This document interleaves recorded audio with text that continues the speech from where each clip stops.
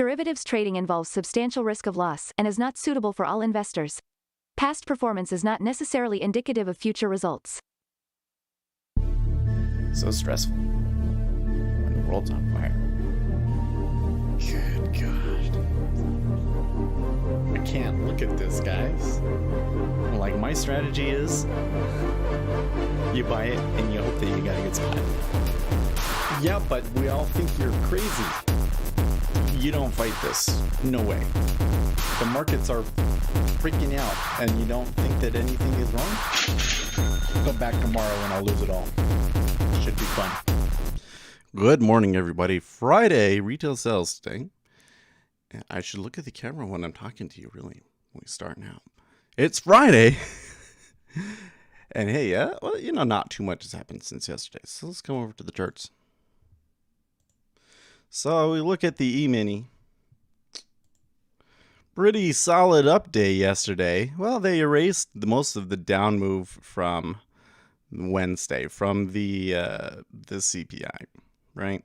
PPI was bad, but it wasn't like it wasn't a complete disaster like CPI. Also, Treasury's moving up a little bit, so that helps.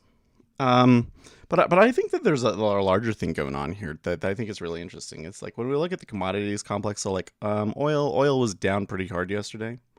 It's coming up today, but it was down pretty hard yesterday. A lot of that probably has to do with the Colonial Pipeline and everything, right? But copper, for instance, it's been down, right? So like the commodities have been cooling off since this all happened. So we get gold and silver doing pretty well now, though.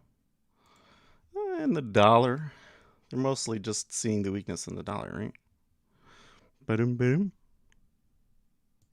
So it's kind of like the panic has subsided and everything is just adjusting to, yeah, the dollar is going to go down and commodities are going to go up. But like maybe it's not a big deal. I don't know.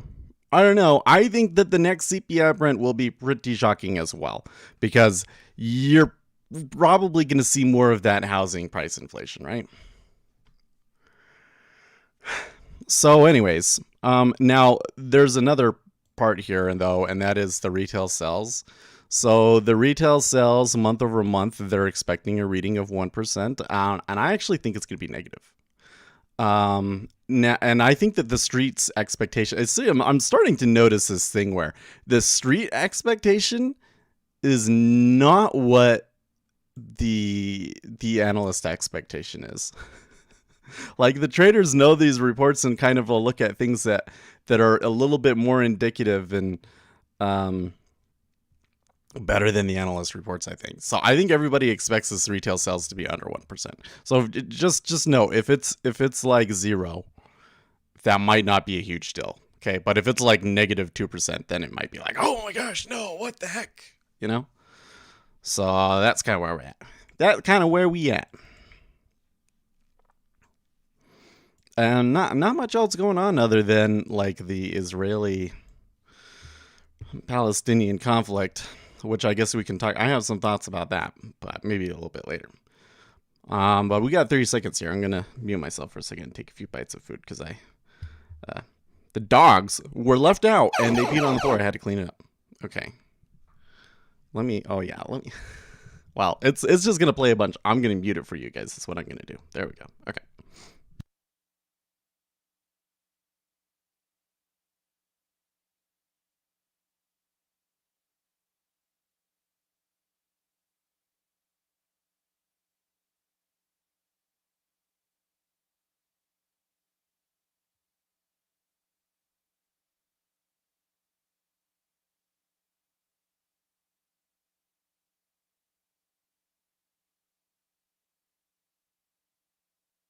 Okay, so it came in at 0%.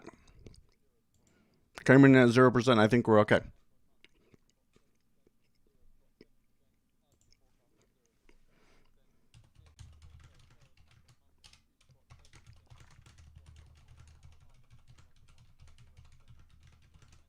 No, maybe not.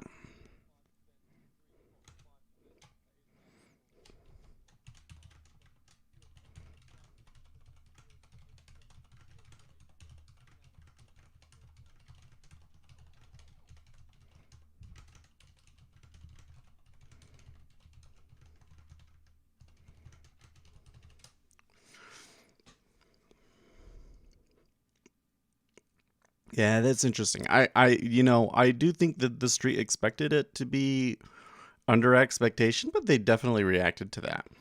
The thing I'm wondering though is it may be a short-lived reaction. Like I'm not so sure that I really want to get involved in it here at the moment. Wow, by the way, the treasury's coming up there. That's interesting.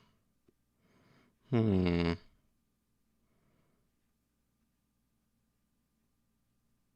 Mm. Zero Hedge tweets, finally some bad news for stocks to surge on. Oh, that's hilarious, man. That's hilarious. Yeah, I don't know. I think we just need to watch it. My initial impression right now though is like they could go up and close the week on highs. Like I really think they well, they wouldn't get above where we started, but you know, they could close the day on highs of the day. I don't know if that's bad enough. But let's see. I could be really really wrong about that.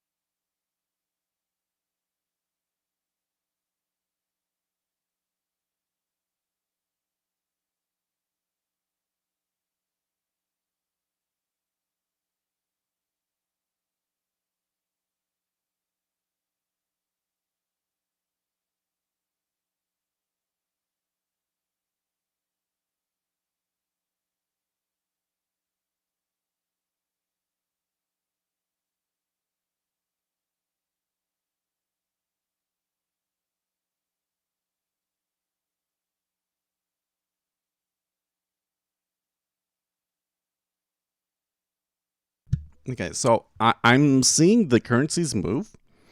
I'm not seeing the commodities really move. So it seems like that the effects here are more, I think, are more like what does this mean for trade? Yeah, curve is maybe moving a little bit too, but I'm not quite sure what it's going to do yet.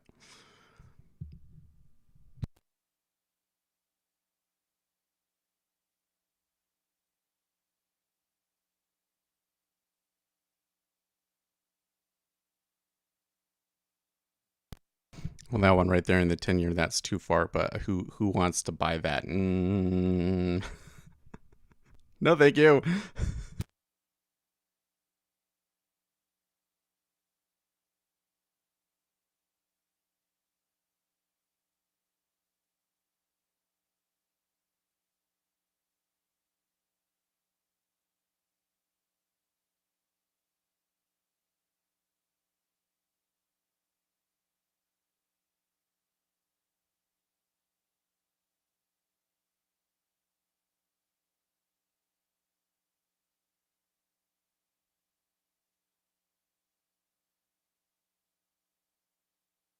Well, they have extended down a little bit further. Maybe I'm wrong. Maybe I really thought that everybody knew, but maybe I was really more informed than I thought compared to the market.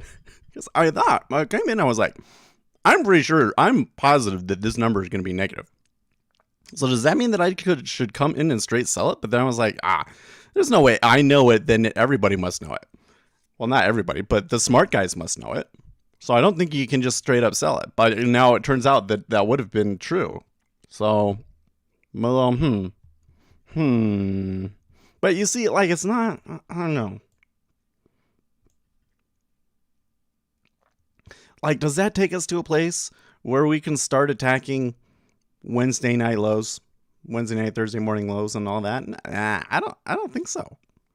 I'm not even sure if that can get us below 41.23.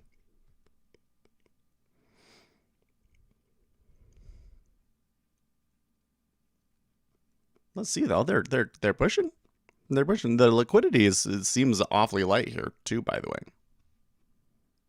you got 50s and 60s on there, and they're trading like in some places like 4, 10 contracts. Is not very much.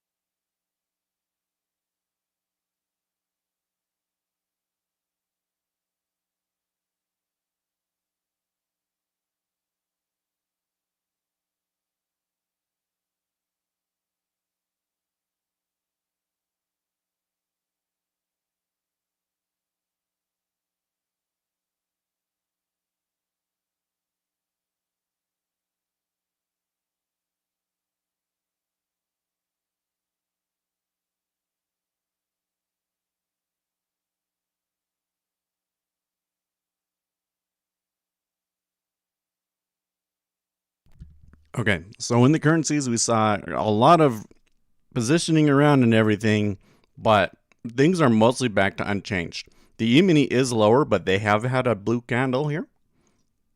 They did pivot, so we could try along here. It'd be better if we could get like that, but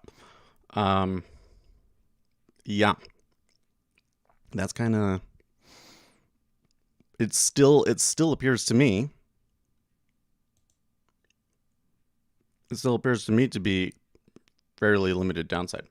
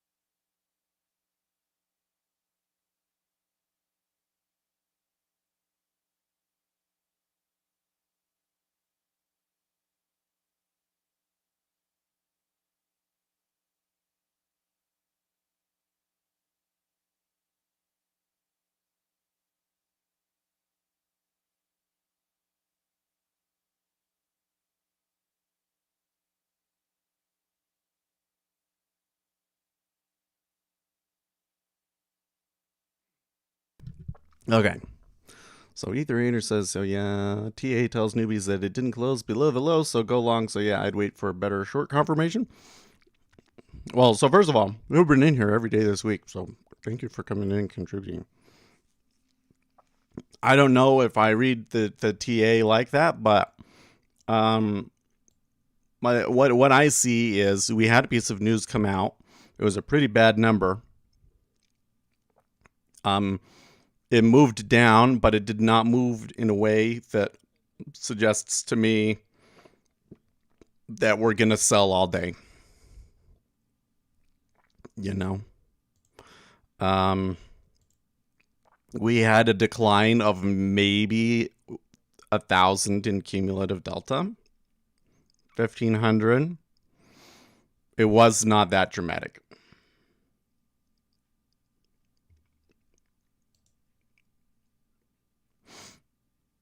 So, given the market sentiment that we've been in, can that be enough for the longs to ignore the news and go up today? I think so. Fed's Mester is speaking right now, by the way, but I'm mostly just reflecting what everybody's been saying earlier in the week. So.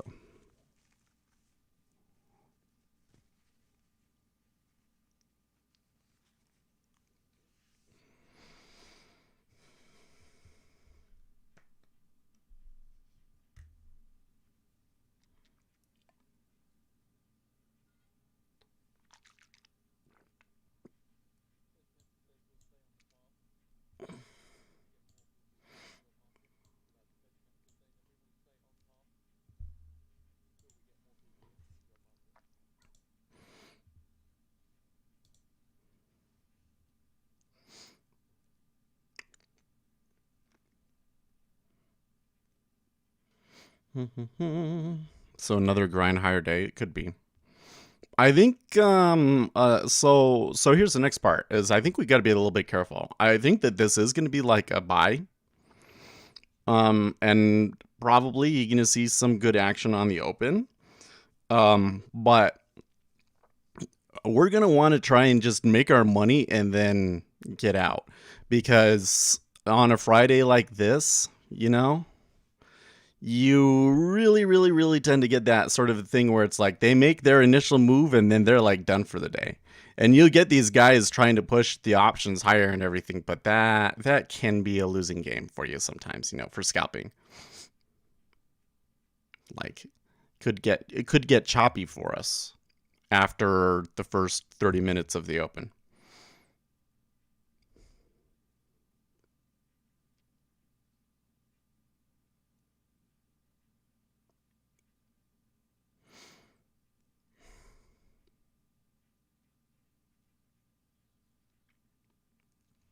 Well, volatility has certainly died down. I'm looking to see if the order book solidifies here a little bit now. We are starting to trade like 200s and so forth.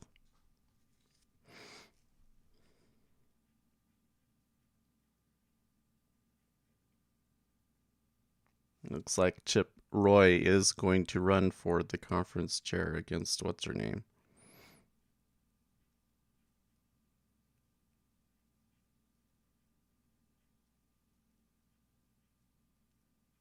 Zero Hedge Misters. Fed policy is in a good place, and Zero Hedge's comment is for billionaires. Yeah. Not going to argue with that one.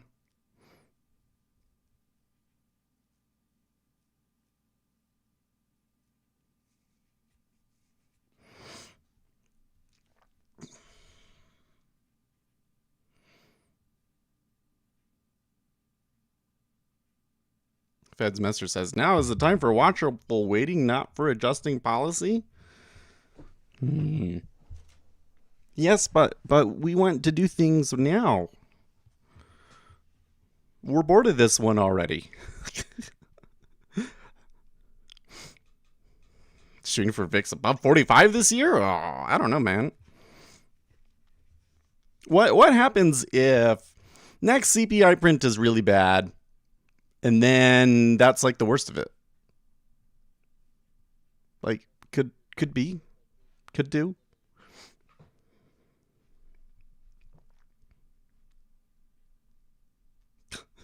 the Hill, doing a story about Ocasio-Cortez versus Taylor Greene. I think it's kind of funny. Ocasio is like trying to like be above the fray sort of a thing, you know? But the reality is that Taylor Greene has become the anti AOC. And that's always going to be the thing now as long as they're both in Congress. I don't think she can get away from it.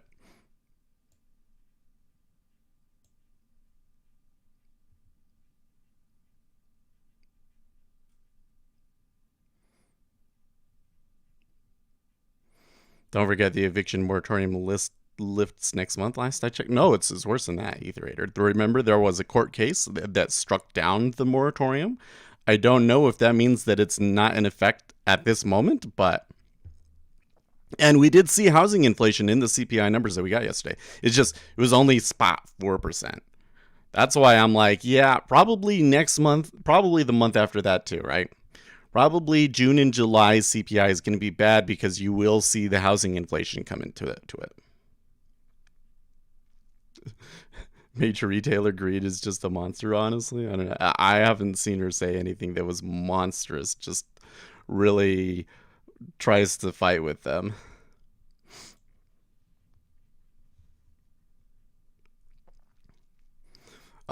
Here's my hot take. Politicians aren't people, and half of the game is to get you excited about for or against a particular person, and that's manipulation. So like I look at AOC and the goal is for them to get me to hate AOC. But when I look at AOC, I find it amusing. I think she says things that seem pretty dumb to me, and she doesn't seem to be very self-aware, and it's just kind of funny to watch because you know that it's, or I know that it's all a game.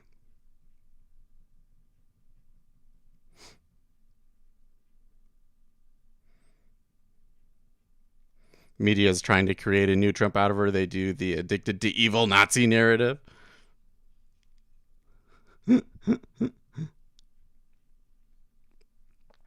I don't know what is the thing that she has said or promoted that is uniquely evil. I guess she's questioned the election results, hasn't she? I mean, anything that's like pro Trump, yeah, probably.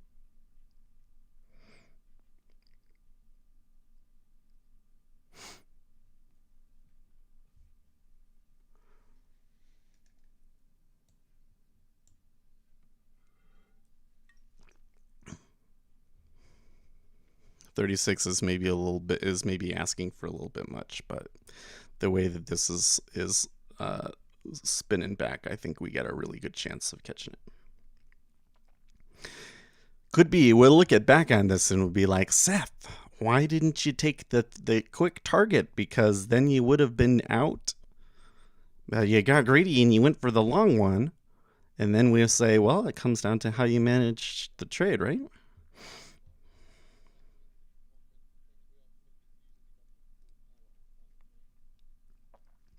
So let me talk about something different that's a little bit more relevant right now, right?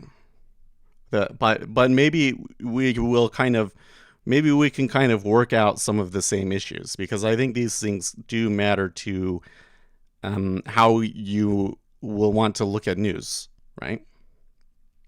The Israeli versus Palestinian conflict, right?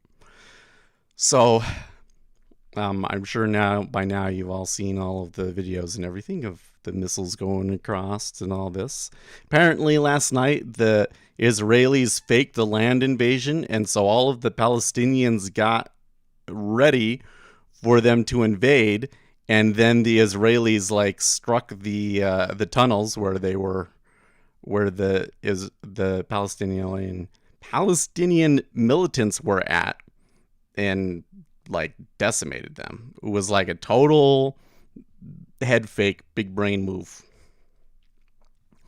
So when I get on TikTok in particular, okay, the younger generation is very much in this, like, oh, you go on and all these posts will say, oh, we support Palestine, and then they have the little flag there.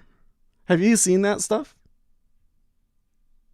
AOC is literally talking highly of a terrorist organization. I mean, that's how I feel. But you know, I don't know if it matters, Brandon. I don't know if it matters. So like, here's the thing. Why do people do this? You're going on TikTok and you're going on all the videos everywhere and you post a little, we support Palestine and a little Palestine. Why? Why are you doing this?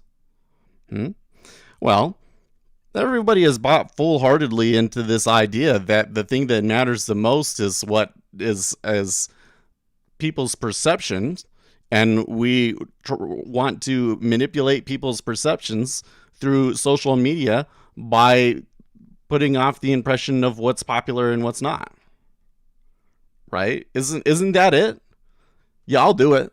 Everybody, come on, everybody does it. You want to come out, you want to say something about a certain thing so that everybody goes in and they say, okay, either Ader said something about it this, Kyle said this, Seth said this, Uzi said this. Okay, let's see here. It's 3-2 now. I guess that means that Israel wins. No, it doesn't work that way, really, does it? Right?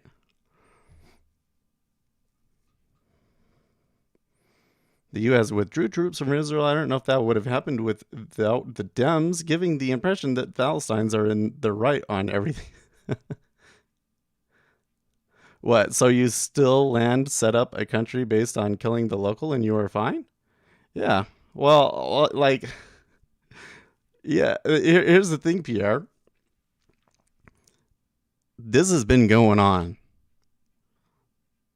since as long as I can remember. I mean, like, literally being 5 years old and seeing it on TV and this stuff going on and asking my parents, oh, what's going on? And they've been saying, this has been going on since forever. You know what? I personally, I don't care who's right anymore. I really don't. I'm well past who's right and who's wrong. People are dying on both sides. It's really dumb. But here's what I see, and this is what I think the Israeli strategy is. Okay, when you go out on TikTok and you say, "Oh, we support the Palestinians, and we need to do everything we can to show that there's as much popular support for the Palestinians. We think that they're the good guys and Israel are the bad guys, or Israel are the good guys and the Palestinians are the bad guys." You are fighting the last conflict, guys. That was a thing. 2014 was it? Last time that there was like a real land invasion, I think it was. Right? That was a thing. It was all for show to convince world governments to support one side or the other more in negotiations so that they had more negotiating leverage. That's what it was always about, right? Well, since then, Palestinian allies have basically left them hanging and have signed agreements with the Israelis. The Israelis are not playing that game anymore, guys. They're not. You know what the game is now? Israel has missiles that shoot down other missiles by flying fucking 180s in the air. These guys, they threw thousands of missiles at Israel. Only 10% of those get through, and the ones that do didn't really do any damage. There's only like a select few Israelis harmed from it.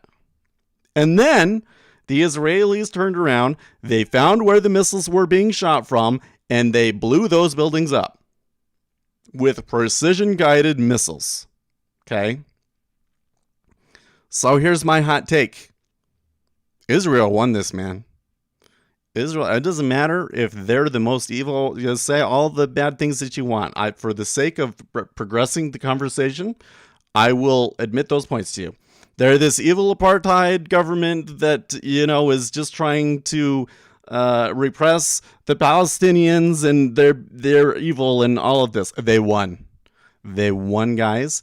And if you, I think, personally, if I was in Palestine, you know what I would be thinking? I don't think Hamas should be in charge anymore. Right? Because all they're doing is hurting themselves now. None of what they're doing hurts Israel. Trying to prove that you're the good guy and get everybody to feel sorry for you doesn't do anything for you anymore, because Israel has fucking missiles that shoot down other missiles. You get what I mean? They're fighting the last war. Israel won that war. It didn't matter. It doesn't matter what the world thinks anymore, because Israel is so incredibly competent and has gotten so good at this now that the Palestinians just get decimated at every turn. They come in, they pretend that they're going to do a land invasion, and then they strike them. It's like, what are you going to do about that, man? They're 3 steps ahead of you. I guess I'm kind of repeating the Israeli propaganda line. I think that's what Israel wants them to believe, right? I think that this is gone past trying to prove to the world who's right and who's wrong, and it has turned into convincing the Palestinians that this war is not worth fighting anymore and that you should just give up. And I think that they're making progress on it. Because really, think about it. A year from now, I ask you about this. What are you going to remember? Are you going to remember that there was a court case and the Palestinians got kicked out of their homes, and the Palestinians say that they've been living there for generations, and the Israelis say that they weren't paying rent and that they were illegally evicted and all of these things? Nah. You know what you're going to remember? The video of missiles doing 180s in the air. You know what I'm saying? Comments. It's Palestinians versus Russians? What?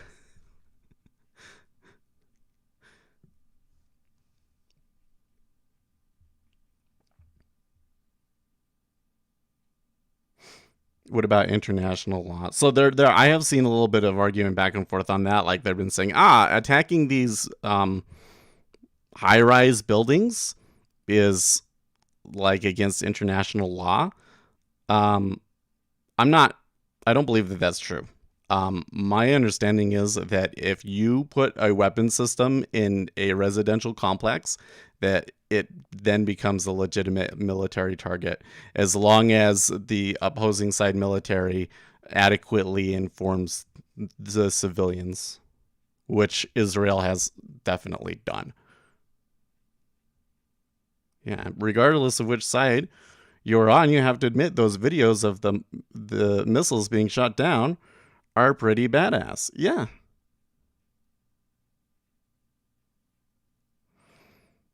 What did the neighboring nations expect when they create a mini America in the Middle East?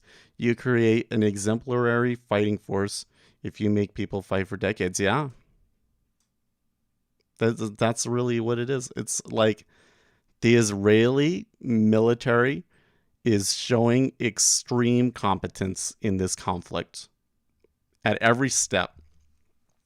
Their missile system takes out, their defense system works and is a modern marvel.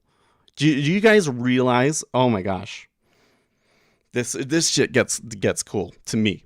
To me, it's cool when you're tracking a missile. Okay, the data that you get from it, like tracking it with radar or whatever you're tracking it with, is not precise, right? So you've got this thing that's moving in an imprecise way, and you're trying to track it with a tracking technology that is imprecise. How do you get to the missile with all of that. And there are math formulas that we've developed. What did we call it? I forget what it was called. Because I looked at doing this in markets, and my conclusion was that it wasn't very effective for markets, at least that thing on its own. But basically, they've got all of these mathematical formulas to do that sort of a thing. And they've had that since the 70s. Like this technology was discovered in the 70s, right? But it has now progressed to the point where they can make missiles that do 180s in the air to get up to them. Like, it's super crazy. And then they take out the missiles, right? They take out the launch pads. They do so by calling everybody in the building, telling them to get out, giving them every kind of warning, shooting a missile down that just knocks on the roof so that everybody knows, like, yeah, we really are going to blow this up. Like, we weren't lying when we said we're going to knock on it and then we're going to blow it up. So you better get out now. And then they blow it up with a precision missile. And when you watch the videos, you can see like there's the initial explosion, and then you can see a later explosion when the weapons cache is hit and it blows up.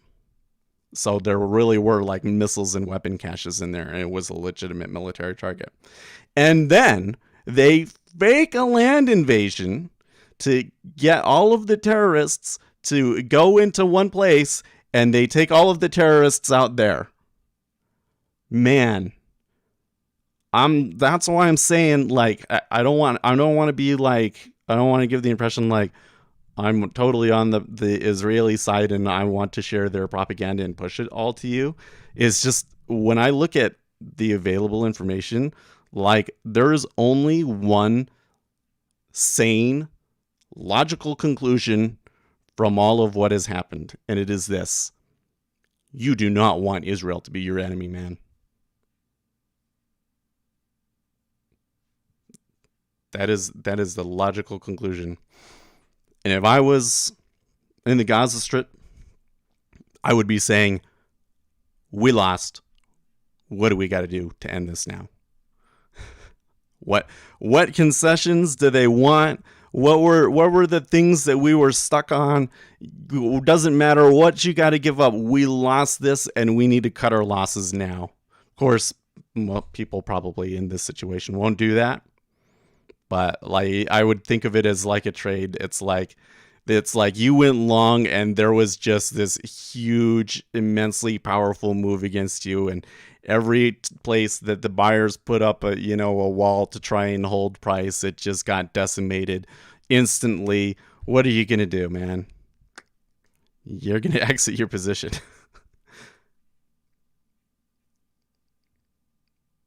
Oh, Keller says he's behind on the video. MTG insisted that people have to swear on a Bible. Oh, yeah. Like, she really just wants to kick the rest of us out of the country or kill us or... Well, I do believe... I think it's probably accurate to say that Majorine Taylor Greene believes that the United States is a Christian nation and would prefer the culture to be predominantly Christian, and that includes interactions in Congress, yeah.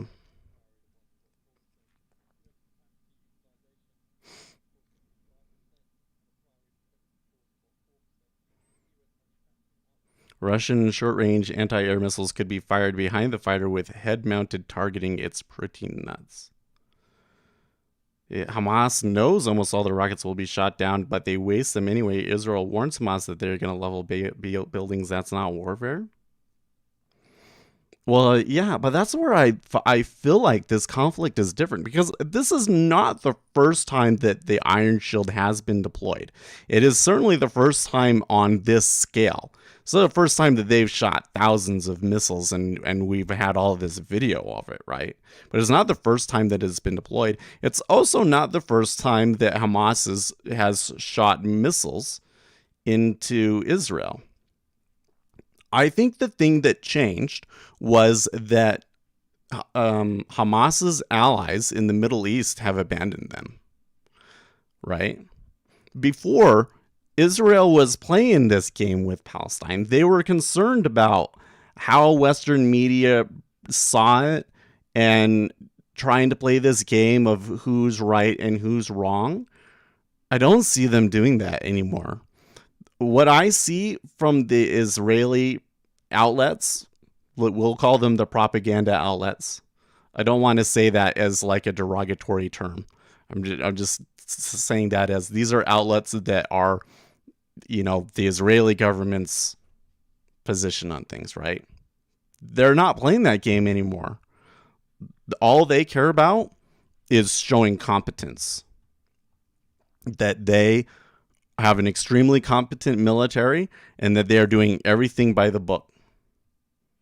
That's what they're doing. And that's why I say I think that what has happened is Palestine is trying to fight the last war.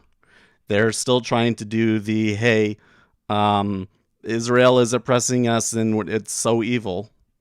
And it doesn't matter anymore because they already lost.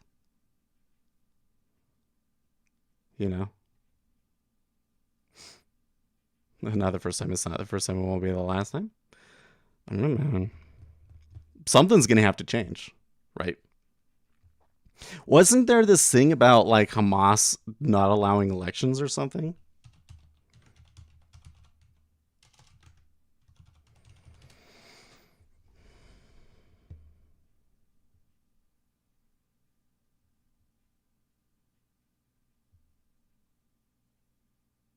That's right.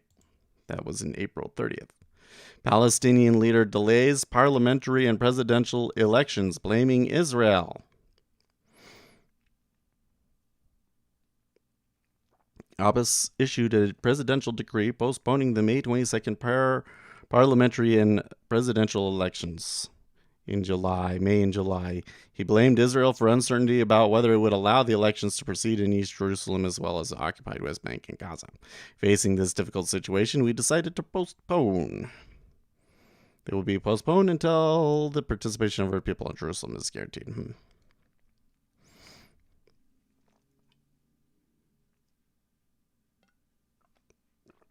Because I think if you're in Palestine, you got to be thinking whoever it is that's in charge, they got to go.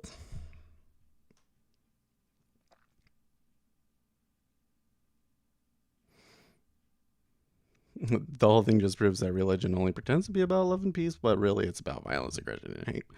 Well, no. So here's where you got to understand where they're coming from, Keller. Majoring Taylor Greene believes that the reason that we have free speech and rights and all of these things that are God-given is because of our belief in a Christian God. That is where that originates from. And she believes that if we become a country where, Islam is the dominant religion, which realistically in 100 years could happen if you had the right policies and the right things happened, it's possible, right? Then we would no longer be a nation like that, right? There are people that want to turn America into an Islamic nation. It's crazy and it's not a realistic goal, but there's people that want that, and people on the right get super triggered and concerned about that. And hey, why wouldn't they when you're seeing example after example of constitutional rights being infringed every day, right? So from her perspective, maintaining faith and the culture of the United States as a Christian nation, or rather allowing people to openly express their Christian beliefs, is going to result in more freedoms.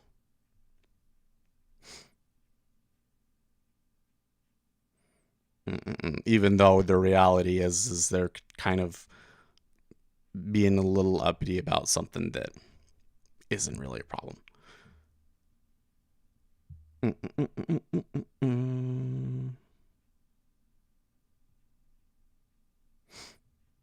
They use civilians as shields. Well, yeah, but like again, I think we're past that.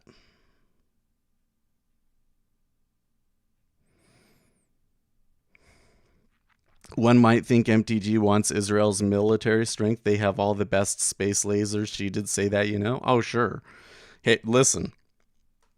The United States has all sorts of crazy technology that we have never seen directly in action like that, right? You've seen these ones where they shoot the Gatling guns that do the same thing. They're crazy effective, man.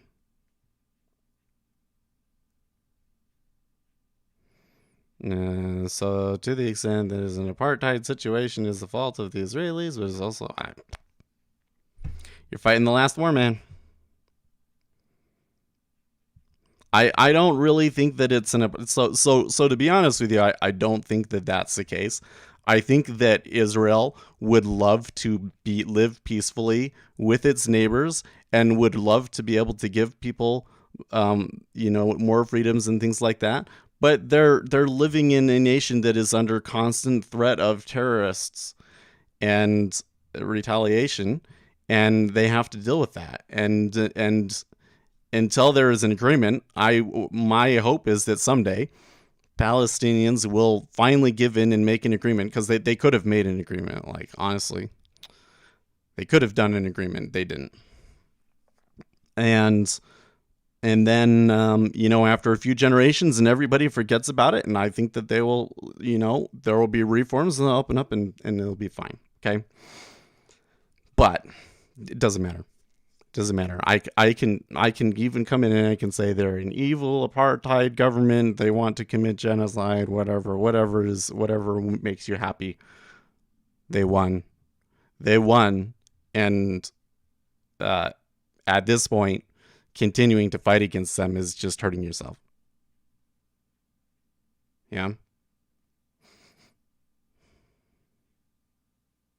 Because he says C-rams? Oh, is that what they call the Gatling guns?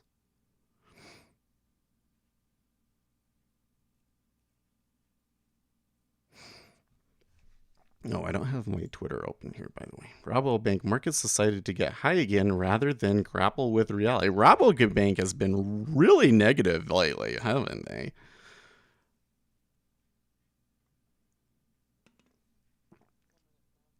Very interesting to me.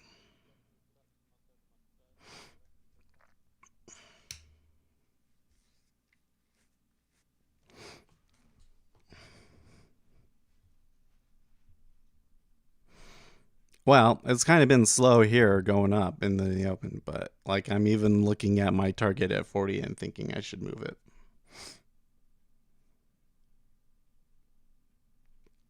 So, going back to the main subject though, why do I think it's important to realize this kind of an analysis?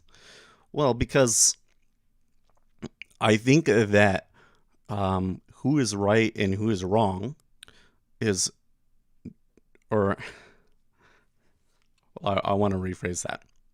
You need to realize that who is right and who is wrong has no correlation to who wins in the real world.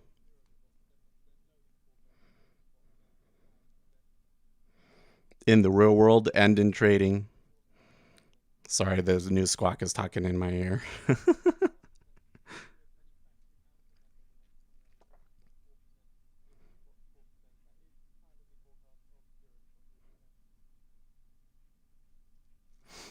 in the real world and in trading, we don't get the luxury of just saying this is who's right and this is who's wrong. You have to have a nuanced analysis of the situation in order to be as accurate as possible about what is actually going to happen in the future, right? And who is right and who is wrong doesn't necessarily factor into that, right? It doesn't help us understand what the implications on the world are going to be.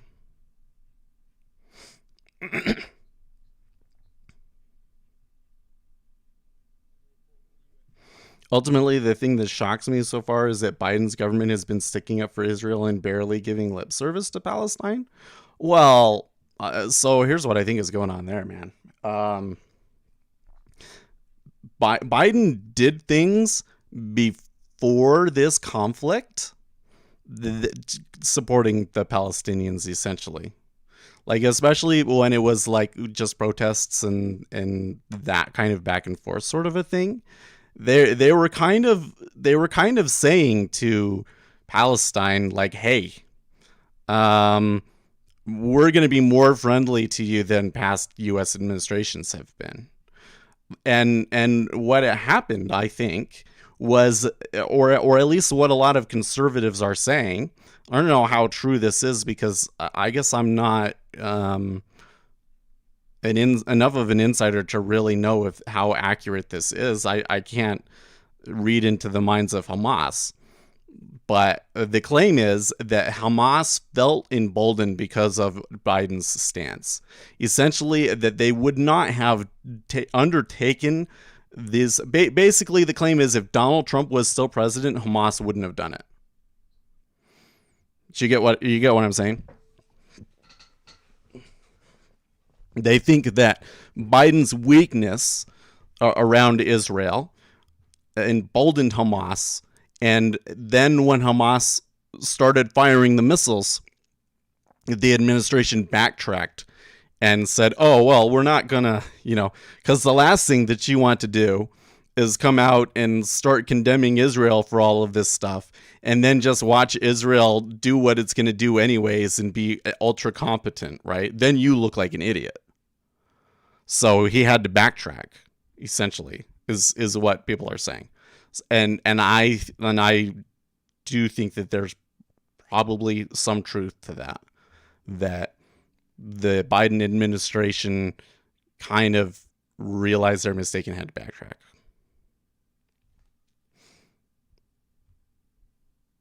Because you're right. Once things really started get firing, all of a sudden it was like, oh, no, wait, we totally support Israel. We totally, it was like that. So why would Israel leveling Palestine really be a concern? Why does Palestine deserve lip service? It's an oppressive Islamic theocracy headed by religious extremists. I think Palestine being turned into a parking lot would please you. Well, it wouldn't please me. I want these people to be able to live in peace. I think that, honestly, Israel wants these people to live in peace. I don't think that, I'm sure that some people hate them, but the actions of the Israeli government so far says to me that they still believe that peace is possible.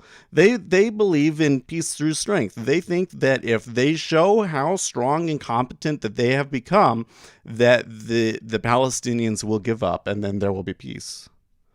And that they don't have to turn the Gaza Strip into glass. And I hope not, because what you're saying is not outside of the realm of possibility, right? Like, I'll tell you, this is the way that these sorts of things go, is it ends in genocide. And we don't want genocide to happen, okay? You're making too much of a habit of ignoring 95%. I'm sorry. What was the other thing that I missed?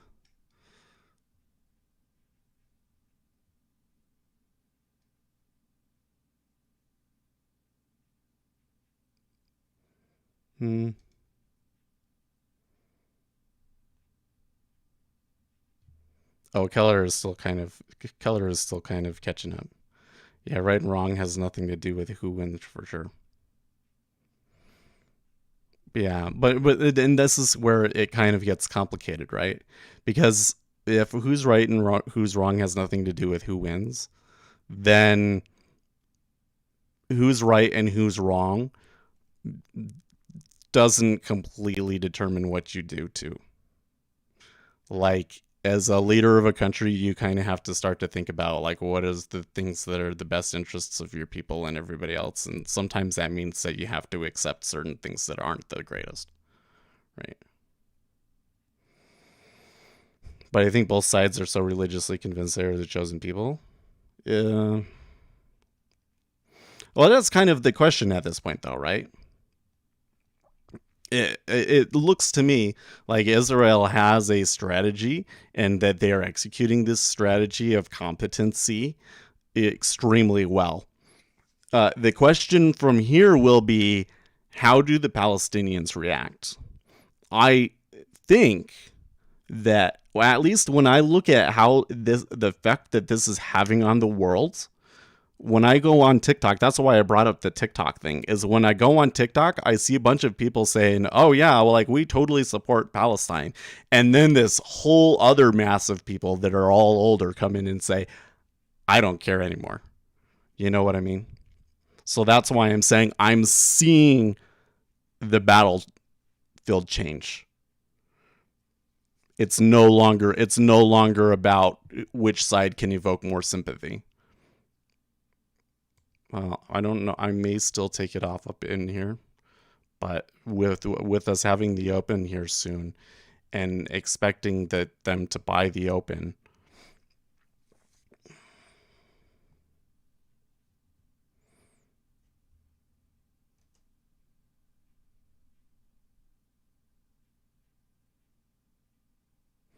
if you take your cursor to the live button, it should show red. If it is gray, click on it and you refresh and catch up to live chat. Well, probably what he is doing though, because I do this too, it's freaking awesome, is you come in and you watch it on replay on 2x speed and then catch up to the live. It's super cool. Uzi says, nah, he ignores me. You know what, Uzi? I honestly, I do, and I feel bad about it. But, and it's not because I don't ignore you because you say something that is like, oh, that's not worth going into, or that's not worth addressing. It's more like Uzi is a great trader, and he agrees with me on so many things that I don't really need to convince him or anything. You know, like when I talk to Uzi, I'm preaching to the choir. Like we're usually in agreement on not almost everything, but we tend to be in agreement on things, right?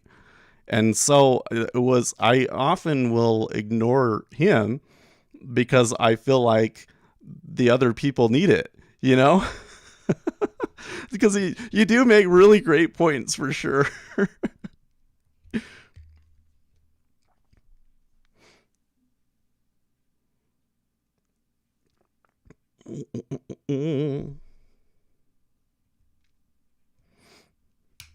It's kind of like, you know, sometimes the thing that's so funny about that is that sometimes, well, I'll come into chat and you guys are saying so many things because I would like to read every comment, you know, convince me that Biden is not the worst after Bush that the U.S. has ever.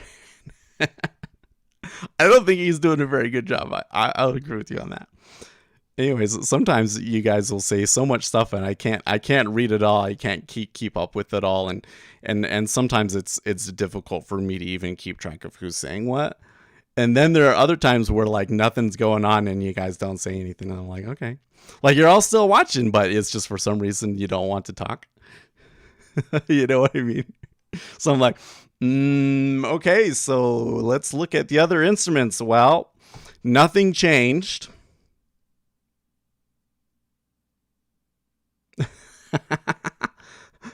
I'm on the side of not caring anymore. It's like that scene from Jurassic Park where the Higgs says dinosaurs kill man, man kills dinosaurs, woman inherits the earth.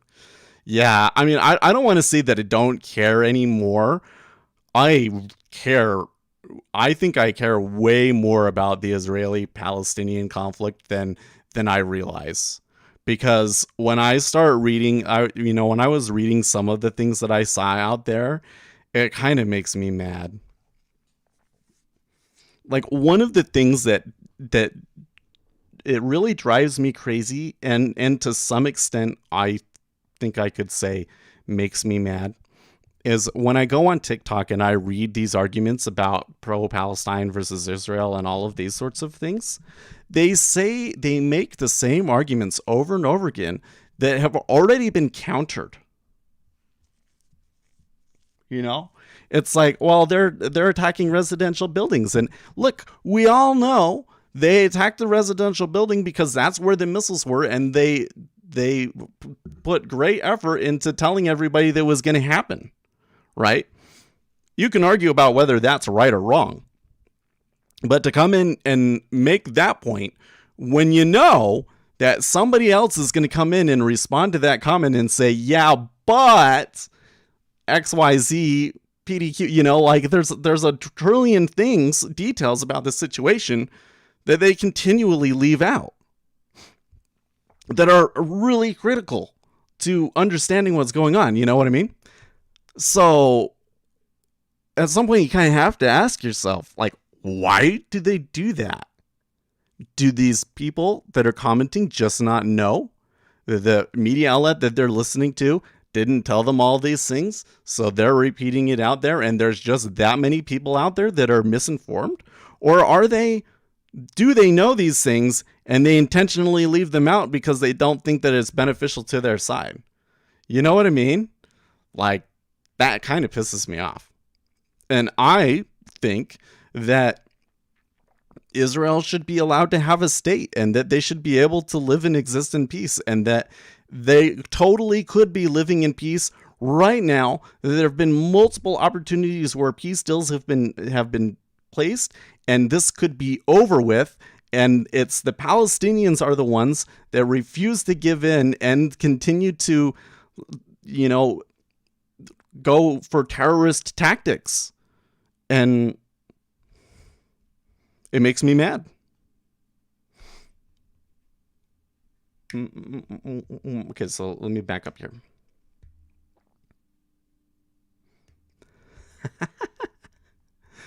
Because I am aware that we are out here on borrowed permission, speaking between astrology, Carl Jungian topology, and my no longer being a conservative perspective. So I'm amazed we're still friends. Oh yeah, I kind of forgot about that bit sometimes. It seems like anymore we are so protective of rights and free speech and to the point there are now a bazillion jerks in the world who need to get smacked. Well, there are a bazillion jerks in the world. I think we should cover that one too. While trading, we need to place the stream muted, otherwise they'll lose track of things they can't follow. Yeah. Oh, I'm sorry. Well, I tried not to get into too deep into a conversation when there's like really something going on, but lately I've kind of been not doing a good job at that, huh? Like I want to talk about being a jerk, but we only got a minute before we really have to pay attention, huh? So if we can sort of re-educate people, we can't kill them. Then why decide to kill each other? It might basically be for the best. Well, yeah, I don't think you re-educate people. You got to convince people. I don't think that you put them in camps or anything. Come on, right? My best friend is a hardcore hedonistic Jew that is pro-Israel AF, and he is talking so much stuff right now. It's scary. Well, I'm sure they should be. I mean, they're gonna feel confident, right?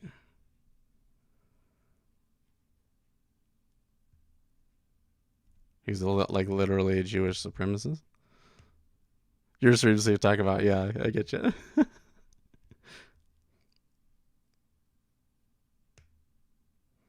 Oh, could you please give me a quick example, read analysis on that bottom right ES tick chart? The tapes on the lower half are so confusing. Oh, okay, it's a fair question. Hold on a second. So let's see here. Do we need to move this up again? That was a pretty good open. Like they blasted through that, what was going to be the resistance. Yeah, they blasted through that. Look, I have to move it again. 100 is probably the most that I should ever try and let it go. Okay. So here's the first thing that I want you to realize. Under. I think that's what your name is supposed to say. You got like a little UND_R. Sure. Under. So the first thing that you need to realize is that the primary basis of my trading is not this chart right here. Okay. So just keep that in mind. Okay. So, but what are some things that we can tell from looking at this chart? So the first thing is these histograms down here. These are basically just different ways of looking at the order book. Okay. So these first two are basically what is the book look like. So this top one is more the short-term book, and this bottom one is the long-term book. Now this is kind of complicated because some days it will go towards the book, and some days it will go away from the book. And there's kind of this contextual Markovian model framework of things that I haven't sorted out. So these I am primarily looking at to see what kind of behavior I might be able to pull out of it and what I need to investigate. But I think that there is a lot more math and analysis that I need to do on these ones before they're really, truly useful, okay? So that's the first one. Now these ones below that, this shows you the largest bid or offer that occurred during that time. So what you're seeing right now is that since the E-mini has opened, there is now a 120 lot bids and offers being placed out on the market, which is relatively high. Normally, if I have 100, I will make the little click alert happen.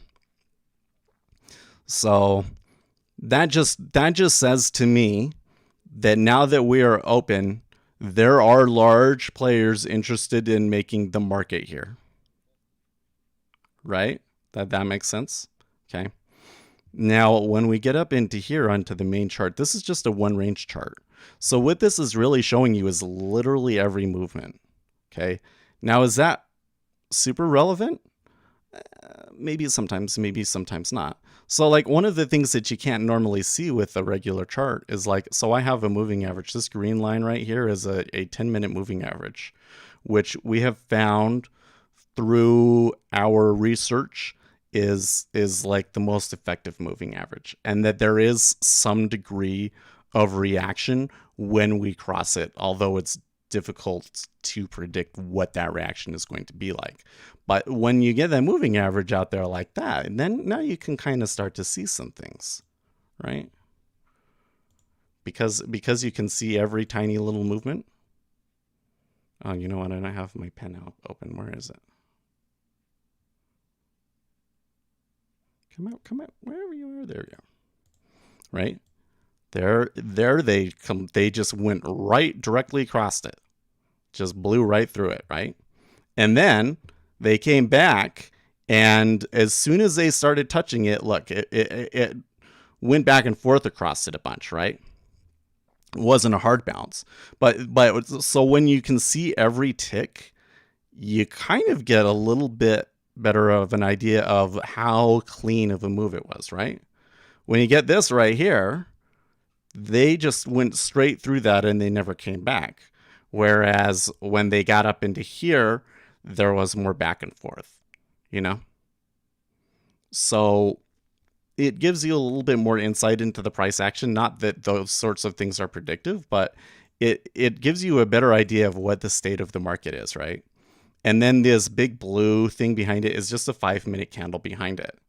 So I can look at it and I can say, okay, because this candle is blue, do they appear to be, holding to longs more? It looks like they are, right? It looks like that's a pullback and that they still want to be long, right? But again, going back to the start, these are all insights that you can glean from what the current market is. They don't predict the future. It just tells me what is the current state. And based on what the current state of the market is, I can adjust which strategies I want to use, and I can verify it against the things that I'm using that are predictive, or rather should be predictive. For instance, my reading of the news, right?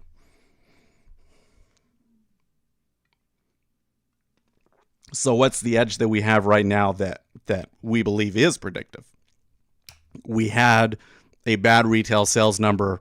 The market expected the retail sales number to be bad. It wasn't terrible. And even though there was an initial reaction to it, it was not a dramatic reaction. And they very quickly and very easily overcame that downside reaction. So they very clearly want to be buying the dip going into the close of the week. And that's the thing that we had, that we expected them to buy on the open, right?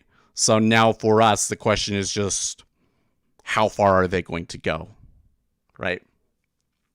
So now we can kind of start to look at the market to realize, okay, so what have we learned right now? I might be able to get 60, but for the time being, it's a little bit range bound, and they're kind of consolidating. So we'll see if the next move up is an up move.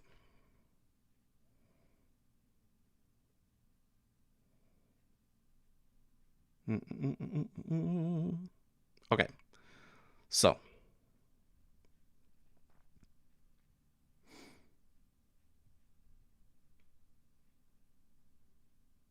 how do you deal with the cockiness of winning streaks? Yeah, so here's how I deal with that. We don't know what's gonna happen, man. Okay, like I think one of the things that I think will really kill you as a retail trader is coming in and saying, okay, I'm so smart, I'm gonna watch the market and I can see this pattern that is developing, and because I saw that pattern and I took the trade off of that pattern, and that's why I won, because I'm so smart. It's not, man. The further along that you're going to get, the more you're going to realize how very little that we know. So I can come in and I can say, yeah, we are likely to move up because of the retail sales largely already being baked in. Okay. That is, I think, hey, Seth, you're pretty smart. I think that kind of analysis is a pretty high. I think that that's the sort of analysis that people watch me for, right? That's the sort of thing that I think I'm good at, that, I'm proud of, right? And I am proud of it, and I have a big ego over it, right? But here's the thing. Even if we say that I'm smart and I'm really good at that, the reality is that even with all of that, my ability to know what it is going to do all of the time, very limited, man. It's like, you see that one spot where you have a really, really good idea of what's going to happen. And then the rest, like yesterday, was terrible. Yesterday, I didn't want to put risk on at all. I was like, I tried some trades because I was bored, but I did them on the experimental account, and I basically put, because I was like, I don't know what's going to happen right now. It's confusing, You've got to realize that we really cannot predict very much of what markets do. They are, by their very nature, unpredictable. And most of what we're doing is just trying to ride the wave, It's like if you're out on the ocean, okay, and you're surfing, do you know the exact moment that the big wave is going to come and which one to take? Like, you really don't. All you can do is just go out into the water and take the waves that come, right? And hope that it's a good wave and ride it. Yeah. Do you feel the experiment account is it good? It won't. I think it does create bad habits, honestly. But I think that the experimental account is better than acting those things out on your live account, which is what tends to happen. So there's no perfect solution to it, to be honest.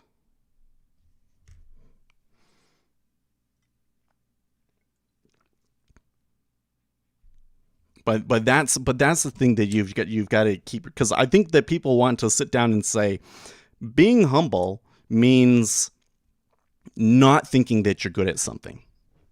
That's not what being humble means, right? Being humble means being aware of your limitations and being aware of what reality is.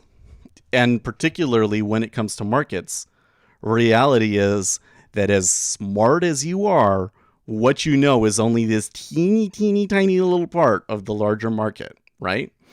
If all the world needed was Seth, if all the if all the world needed was speculator Seth to put his opinion out there and decide what price is going to be, there would be no need for financial markets, right? That's what you've got to remember. You're one person out of millions of people that participate in this thing, and they all know something. That's how you keep yourself humble, man. Because the further along you get, the more you realize it doesn't matter how smart you get, you don't know squat. You know, I've started to get into much more quantitative kinds of strategies and information and stuff. A lot of math that I would never come up with on my own. Information that retail traders do not know or understand or talk about. And I'm pretty happy to be like learning these sorts of things. And yet, even with all of that, it's still hard. It's still hard.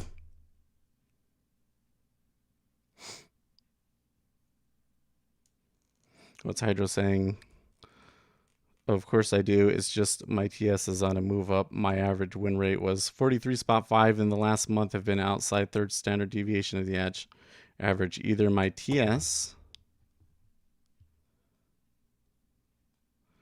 Oh, what do you mean by the TS? It's my trade stats? I don't know. Or there's a big drawdown to compensate. Well, your trading system. Yeah. No, yeah. Okay, I get what you're saying. Yeah, so what you should be thinking with that is that any trading system is going to have periods where they do really, really well and where they do really, really poorly. And that whether you're doing really well or really poorly is not entirely a function of how good you are. You have an edge. That's good. Like, you should be confident in your edge. Having the confidence in your edge is a good thing, right?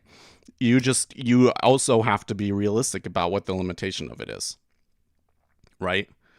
You're still only winning 45% of the time, right? What does that mean? That means that the predictive quality of your system it's random, right? Because I could go in and I could flip a coin and I could get 45% or so. Now, you're probably getting winners that are larger than your losers too. So then that's really good performance, right? So the performance you're describing to me sounds like somebody trading the way that I trade when you're doing really well. When I'm doing really well, I'll catch winners 2 times my losers and I'll win about 45% of the time, right? But what I'm saying is you will have periods like that with just randomness. If you were just flipping a coin, you would have periods like that where you have a month where it's like you just can't lose. It's so weird.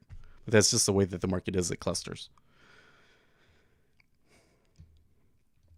You know, and then you would come back and you would say, okay, yeah, but there's these situations where it doesn't do very well and I don't know what's going on. And when is that going to happen? What are the things that the market could do that could get us into that situation? That's where I was yesterday. Okay, well, we had this really big down day because of the CPI. Now there's no news today except for the jobless numbers, which didn't really mean anything. So do we really have anything to tell us what it's going to do? Not really. I suppose we could say that historically you're likely to have a big pullback on that day, yeah. But even if I was really going long, it still would have been a tough day, you know? So I just know, like, that's the limitation. And then the good thing about the limitation is that then you become much more discerning with how you want to handle risk, right? Well, man, this thing is just going and going and going. So I do see some potential roadblocks ahead of us. Or rather, areas that they may have interest in that we should pay attention to. But so far, by the way, I haven't really seen extreme absorption against this either. So it doesn't look like anybody's really trying to stop the longs. In fact, it looks to me like the shorts got their move and are happy with it, you know?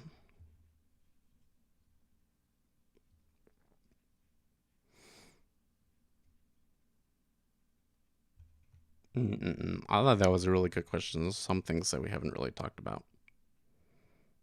I hear birds outside the window. That's another thing, though, is I don't necessarily like to talk about the psychological aspects. Not because I don't think that psychology is important, but because I think that retail traders focus on it too much to their detriment. Because the real problem is that their strategy doesn't have any edge. It's not that their emotions. Like, dude, if you're trading something that's random, then you think that you are the problem. You know, that what you do, what you think, and how you behave is really going to determine whether or not you make or lose money, when the reality is that the system that you're trading is random and that the results that you're going to get are random. Yeah, it's going to make you go crazy. Like, it's going to make you go crazy, right? Make sure that you have an edge first and then worry about those sorts of things, right? And how do you do that? Well, verifying that you have an edge is really, really hard, right? Because especially when it comes to technicals, the problem that I find most often is that retail traders will do a really, really simple analysis and think that they have an edge when they don't. They haven't read Nicholas Nassim Taleb's Fooled by Randomness, which I haven't either, but I think I understand those concepts already a little bit. I should probably still read it though. Okay, but especially if you are doing a strategy that like takes really small winners and really big losers, you're creating a system that is prone to having fat tails. And the fatter your tails are, the more data points you're going to need to see the true behavior of the system. So they'll come back and they'll do this analysis on 2 months of data and then think, oh, it's fine. When the reality is that this thing is going to blow up next month. And the only way that you would know that that's a possibility is if you tested it on like 5 years of data. Then you would see that actually it's kind of random in the end. Right. So then where do you go from? And this is where I say, hey, news. Okay.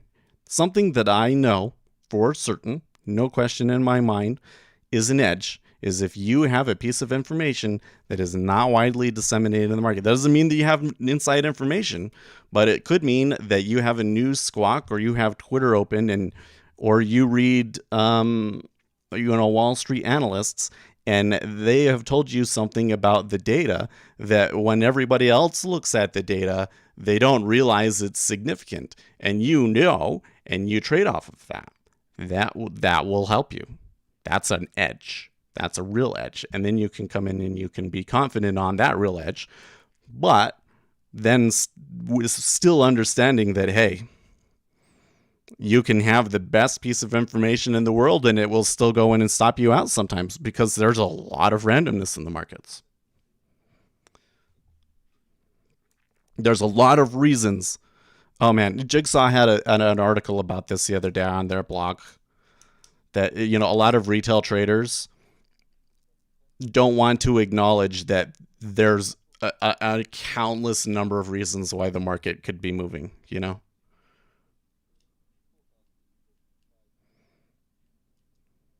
I'm confident, but I have an average of my equity curve, and I know eventually it's going to go back down to that. It always does, probably. But this is where I think, so where you could think on that one is I think what you're really getting at is, what is your meta strategy, right? So the meta strategy is, how do I strategize using the strategy? When should I really push the strategy, and when should I back off? So you're right. probably the reality is that you're going to have a drawdown, especially if you've been doing really, really well. There's a greater probability. Well, I don't know. That's a gambler's fallacy, but what will tend to happen is you will have a drawdown after a really strong period. So you can kind of work that out. The thing that I would be careful about though is like, is the drawdown really the market or is it you or not? And you have to be able to be aware enough to realize when that's the case or not. So I've definitely had some periods where when I looked back at it, it was like there's really nothing wrong with my system and the way that I'm trading. It's just at that time I was really not trading and I didn't realize it. Like I was wrong about something and I should have stopped then and realized that the system was, that I was misusing the system essentially, right?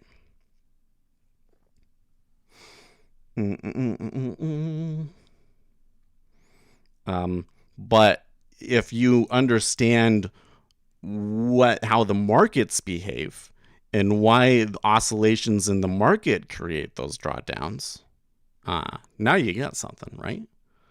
Then you can come in and you can say things like, hey, you know what, Seth? You do really well at the beginning of the month because there's a lot of economic news and data that comes out, and you use that to trade and you take advantage of the volatility. And then when you come into the later end of the month, when there's not a whole lot of news or reasons to be trading, and you overtrade in the noise and you lose money. So in the later half of the month, we shouldn't be as eager to take on risk, right? Or, hey, Seth, you tend to do really bad in the summer, so let's not trade it in the summer. I did awesome last summer, though, by the way. last summer, I was doing amazing, and the thing that was funny is I was using something that I don't really think works. I was using a trading system that I came back to at the end of it and was like, well, it worked well in that period, but I don't think that it's really a thing. I don't think that what I've got is really a reliable thing that I would recommend people trade off of. And when I switched back to, well, not switched back to, but when I really embraced the, hey, news is the best edge that you have. In fact, my belief is, I don't know if I've stated this so explicitly, but I talk about it all the time. My opinion is that the strongest edge that you can have as a retail trader is news. If you can find a piece of news that has such a big impact on the market that the ability of the market to price it in runs into the limitations of the order book and so on and so forth, that's where retail traders can find real edge, because you can take a trade at the very beginning and ride the whole thing out while you watch all of the big guys struggle to position themselves. That's the one spot where being small is an advantage. Trying to compensate with a secondary system that I'm working on, but will take another year. Yeah. The thing is always the both systems have to be uncorrelated. Yeah. So I'm wondering now how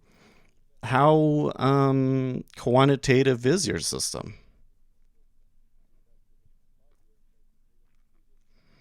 And what sort of things it's based on? Because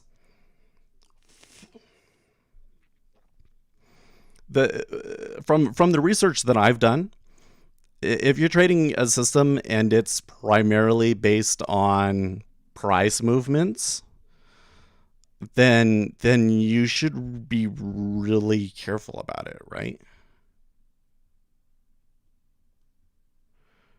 Yeah, trading on News Edge also come from front running the big guys' inefficiencies. Well, I'm not so sure. It seems to me that the big guys have learned to become very efficient. Yeah. So that's where I was saying, like, if we're in strong action and all of a sudden I see the market move up 8 ticks, you know? And like the market reacts to that sort of a thing. I'm telling you, what that is, or at least I think what that is I think that that's a quant firm saying, okay, we have a real strong edge that we know that it can do X, and they take the X number of lots, and they know exactly the number of lots to take to be the most efficient, and then they go up. And so when you see a move like that, trying to trade, trying to follow it is pointless, because as soon as you see it, they've already taken the maximum number of contracts, and anybody else trying to get on is going to get hurt. You get what I mean? Like they know how to size it, and they know how to split up their execution too. Now, it's when you see something that seems to be like insistence, okay? Like on Wednesday, remember on Wednesday, things kind of started out, it was like a big down move, but for the first little bit of the E-mini, they were trying to hold it. And anytime that they came down to a spot, there would be like people buying it as though they were trying to push the market, right? Those are where I start to perk up a little bit, because then all of a sudden I see somebody, it's like, okay, that's an actor that is not behaving efficiently, right? They want everybody to see what they're doing. It's either they want everybody to see what they're doing, or they're trading with the mistaken belief that by doing that and making it that everybody's seeing it, that it will change the market's mind on things, which isn't how it works. When you look at the way that these quant firms work, they're very much, well, maybe there's some alphas based on just the movement of things that I'm not aware of, but a lot of it has to do with, this is what this thing is worth, and this is what this thing is worth, and this is what the news came out, and so this is what it should be worth, right? And think about it. Hold on a second, I got a fart.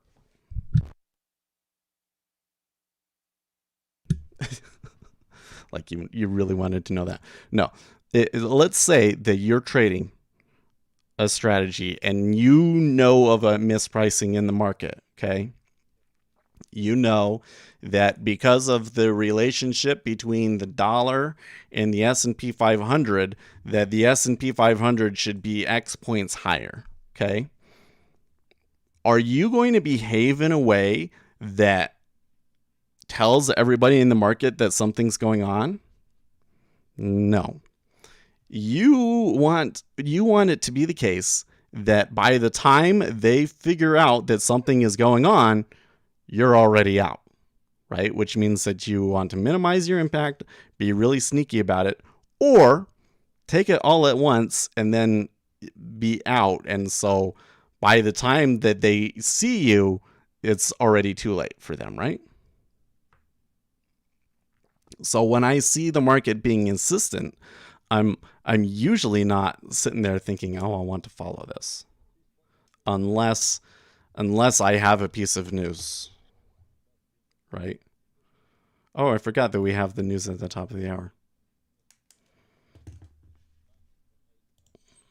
Okay, so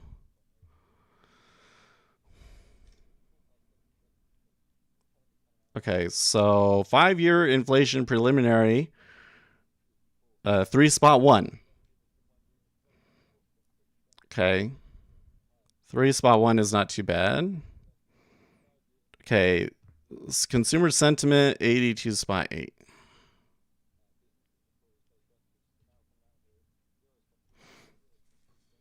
So it looks like that the numbers are kind of like, oh, okay. Sentiment was 82.8 and the expectation was 90. So they came in line, generally speaking, but it looks like the narrative that I'm seeing coming out of this one is that the expectations of inflation did depress consumer sentiment, which is kind of stuff that we already know. But the market did just kind of do a little bit of back and forth. That kind of looks to me like order book wrangling around and stuff. I'm not so sure that I can really trade off of that. And especially since I got my target and I got out, I think that I should just say, hey, I got $100 trade and be happy and be done. Yeah.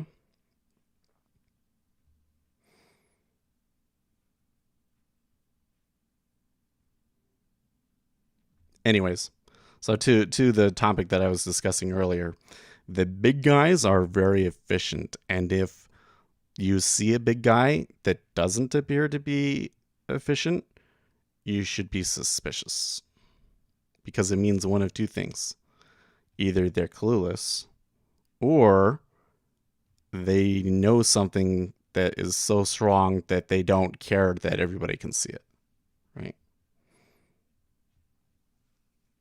Unfortunately, those two things kind of mean the opposite directions, but hey, what are you going to do? That's why it's like, be informed, because when you see somebody like that and they're being really inefficient and you know that there's a piece of news out there that like matters, then it's like, okay, that's when you got to get in, right? That's when you want to front run it. So that's why it really helps to really actually know what the piece of news is rather than just trying to rely on watching other people and how the market reacts.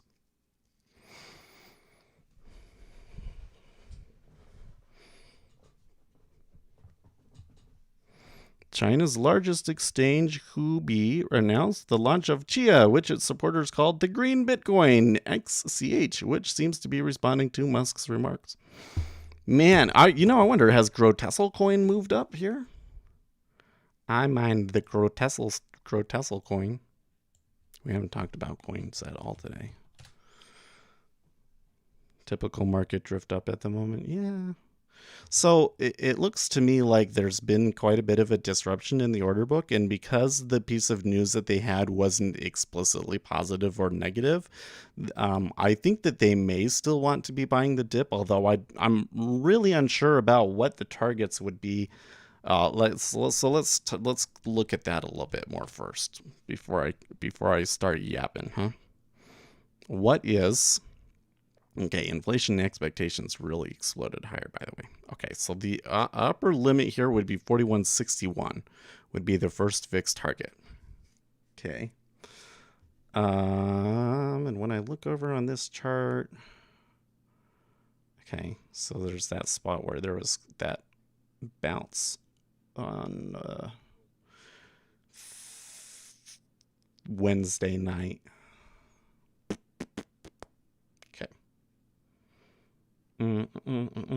Yeah, see, it looks to me like probably we get stuck in this spot for a little bit. Well, I mean, we're already seeing it happen, so maybe it's too late for me to call that, but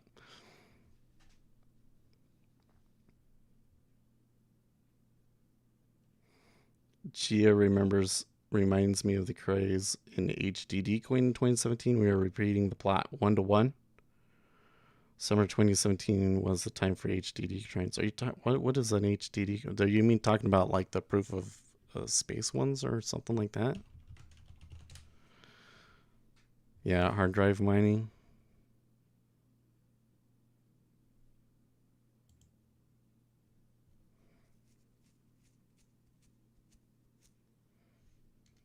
Yeah, so how does this one mine?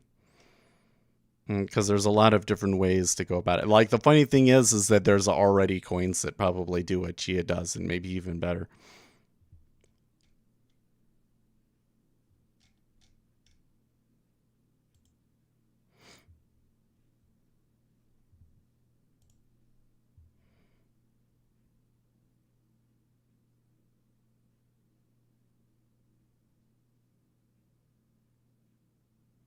Many people have inquired about large hard drives for Chia mining in the past few days. So that does not help then.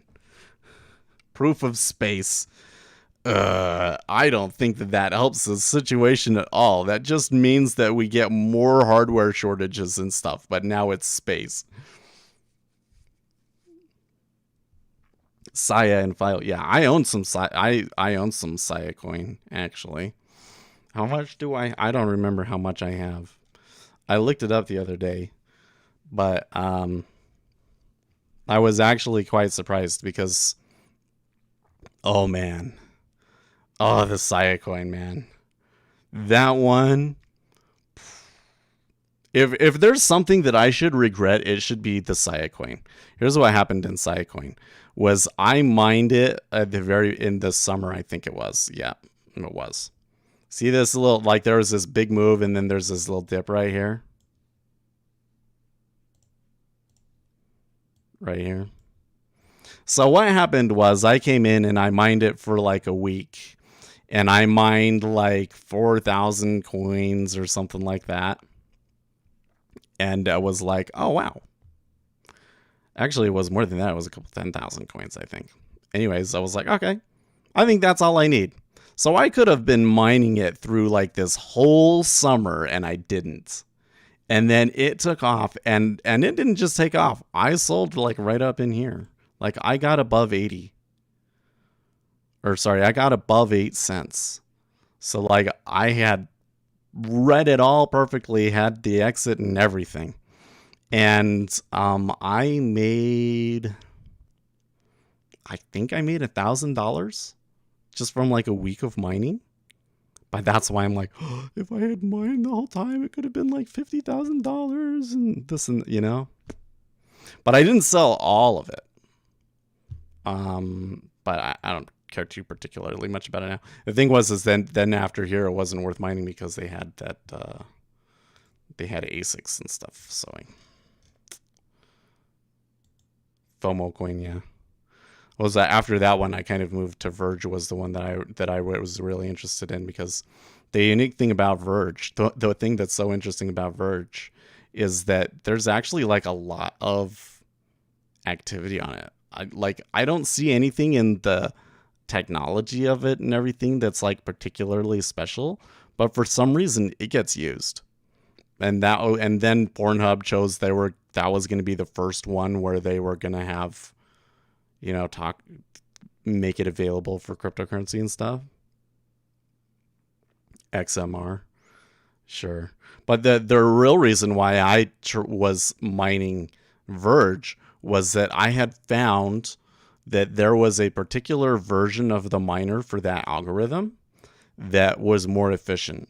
The most recent version of the algorithm that everybody was using was not as efficient as one like 4 revisions back on the particular card that I was using.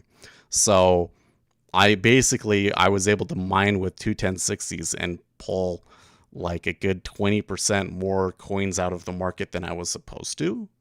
And so I made money from that part of it. So that's why I did Verge. Let's see. So what is the thing that you're supposed to be getting out of this is that when I try and get into something, I'm doing it because there's something about it that I know it's undervalued because of that, right? In this case, it was that you can actually mine more of it than the market realizes. So I'm able to make money off of that. In Saya coin, it was like, yeah, there's going to be a drive for coins that are actually useful. And Saya coin appeared to be the best of those bunches. And I actually liked the idea that they were going to have, that they were okay with ASICs and that the ASICs were going to come and that would push price up. I mean, it was correct until they got beaten to the ASIC. And then it just kind of like, they got decimated and they still haven't recovered. And I don't know if they will or not.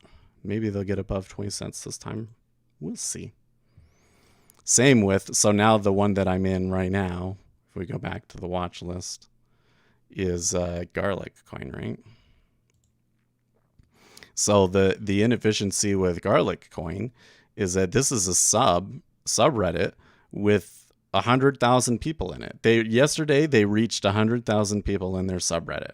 So there's this huge meme economy in it, and these guys are just kind of been quiet so far. Like, if the TikTok influencers, you know, came in and picked up on Garlic coin, okay, this thing would go nutso.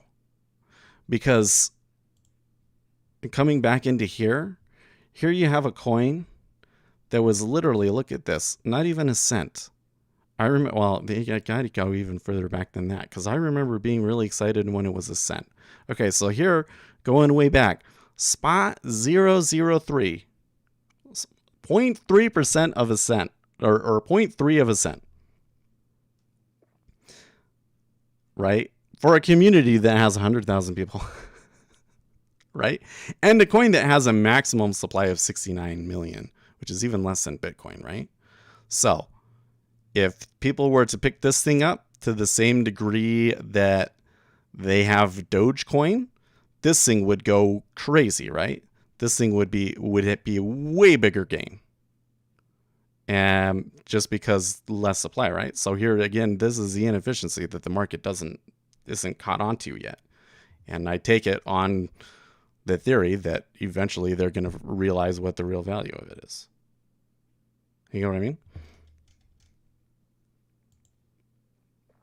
So for some of these coins, a coin now that Elon Musk has made everybody aware that there are sustainability issues with cryptocurrency mining, we would want to be in on all of the coins that are effective at that sort of a thing.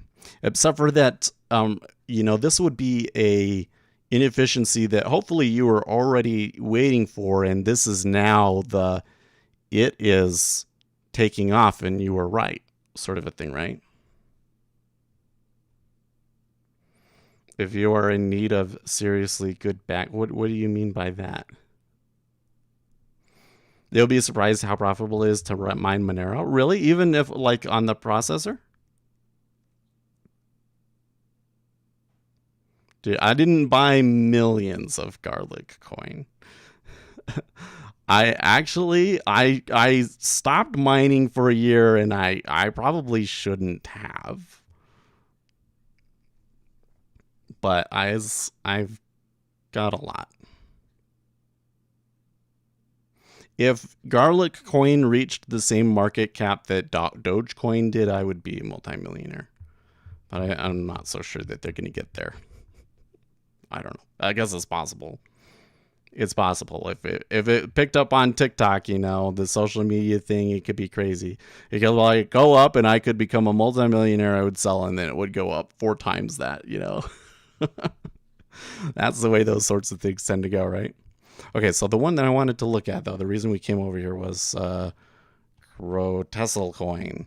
So Grotessel coin is mining, but it is in a way that putting more power behind it doesn't make you more.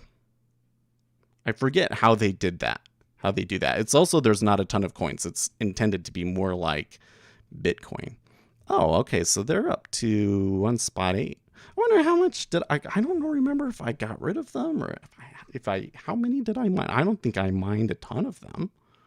I don't think I mined it. Let's go see here. I think that I'll have it here in my Delta profile. I would have to go back and find what the wallet was, where my wallet is. I don't think I sold it though. Oh, I only own 5 Grotessel coin. So that's not that special. Although that's curious that they're reading of it in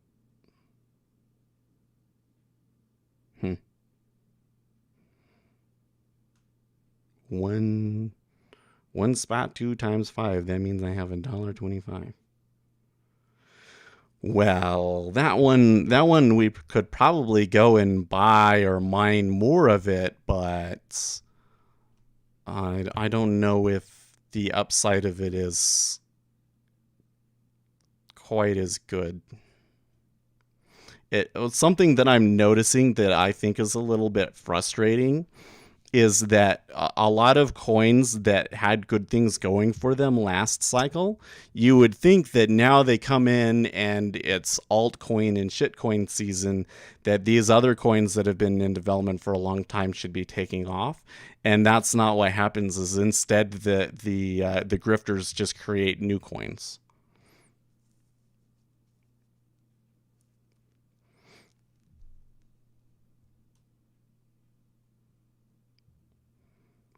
You make 300,000 Satoshi a month with a Ryzen 7? Really? Well, I used to mine Monero. Yeah, large 4150 offer again. Anytime that it's that even of a number, though, I'm kind of like, it's probably a hedge.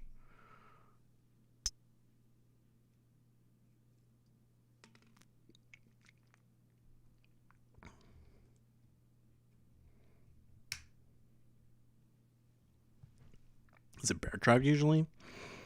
I don't know. So did you see how they went through that? But it wasn't really super aggressive when it did. Oftentimes when you get a big order like that, it's like as soon as they get through it, they'll slip through it several points and like everybody gets excited. But that one seemed pretty nonchalant, wasn't it? By the way, how many points did I give up by getting out early? 2. Hey, you know what? My exit wasn't too bad in the end. This keeps happening to me. I don't know how. I think it's mostly luck, but on the good moves that I've had, the good trades that I've had, I've been picking the exits really well for some reason.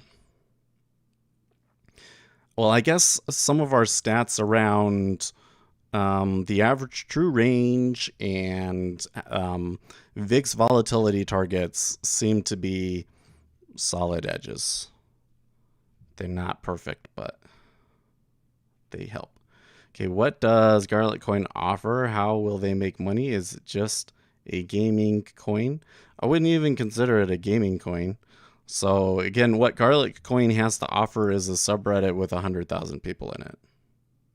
Right? It is admittedly a shit coin. You should get into yield farming. Oh man, I don't know about that one. So here's the thing: is I've been looking at some of these things where people are like, you put your money in and you get like a 20% just for holding it in there and everything. And I'm like, yeah, but the reason that you get that is because the price is going up. Isn't it, when there is a crash in the market, isn't that whole game gonna just completely fall apart? But I don't know enough about the mechanisms to completely know how to game that out. I just know, like, I just looked at it and I was like, that doesn't sound like something that would be a good idea, and so I didn't look into it much further. I don't know. Like, here's the thing: like, there's so many things to look. You can't look into everything. But if you say that I should look at it, I'll take another look at it. All right.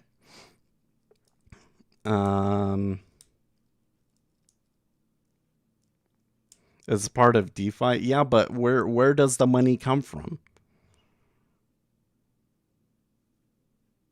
The yield works to distribute coins. Yeah, that's where I'm like, I don't know, man. You're saying it's like a proof of stake, except for that they give you a really big yield. You mine with liquidity. Yeah. I don't know. Because one of the big things that I'm thinking right now is like, if Elon Musk busted the crypto bubble, and I think that may be the case, then like we should see a relief rally and then it will just completely fall apart, right? So whatever coin I'm going to pick up to be interested in right now needs to be something that will still be really strong in 2024 or whenever the next big move. It might be longer next time. We'll see. It's that sort of a thing. But yeah, this is a problem with Garlic Coin, right? What is the edge in Garlic Coin? Number one, it's worth practically nothing, and number two, it has 100,000 member subreddit, which means there's a lot of energy and interest to pump it. And you know what, man? When it even got just a little peak of interest, and it went from spot 3 of a cent to now 20 cents, I think, last night. Where are they today? Dude, it's an amazing rise. And they gave me Time to mine it. Yeah, they're still around 20 cents. I tell you what, man, when this thing moves, it is something else. It is something else when this thing moves because it is still such a slow market cap and so little liquidity in the market and stuff. People come in and start buying a few $1,000s worth of it, and it's like whoosh. Yeah. Doesn't mean that it's guaranteed to take off for sure, no, right? But I think that the risk reward on that one makes a lot of sense. Especially when you realize that unlike other shit coins, there isn't a huge supply. But otherwise, it's basically Litecoin, right? Like on the technology, it's basically Litecoin, totally.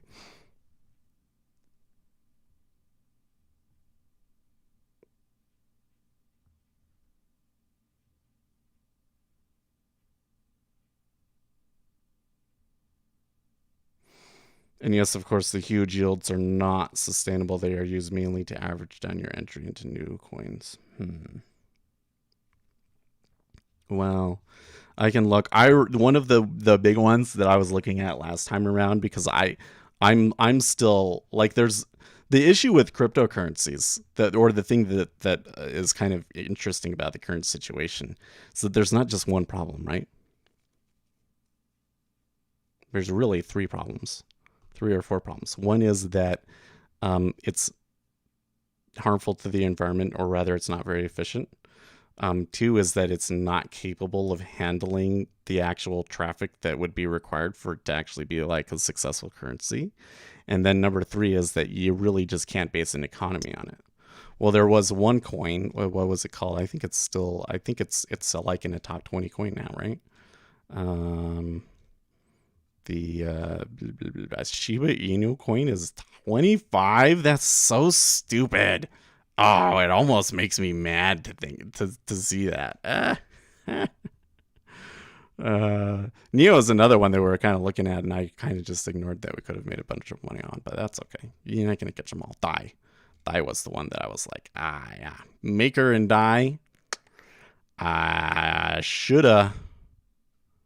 Where was that?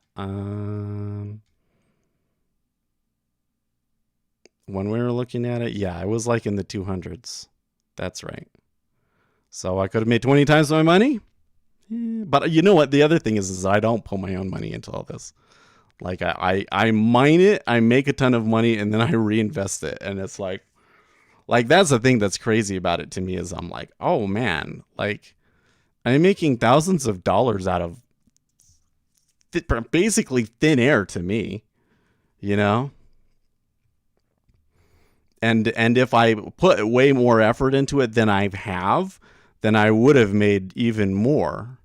But why didn't I do that? Because the market was doing stuff. There's the larger problem.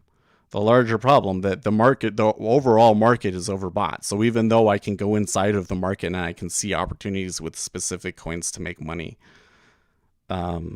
if the overall market is overvalued, it's kind of a crapshoot as to whether or not, you know, that's a really big issue to making money with it. Certainly to be putting any of my money in, right? But you could throw 100 at 10 of them, yeah. I'm not even sure if I would do 10, but well, I don't know. The thing is I think that it's really hard to follow like more than 5 things. Like with stocks, more than 5 stocks, is going to be a lot of your time staying up to date on it. So I don't think that I am quite as informed on the stocks that I hold as I should be. So I don't know. Maker, woulda, coulda, shoulda, right? But it's okay. It doesn't matter because I have so much garlic coin, guys. Like, here's the thing, guys, is when the garlic coin takes off, it's gonna make everything else that I could have done on other cryptocurrencies irrelevant. It's gonna be like, hey, look, Seth, you made couple $1 million That's all I need.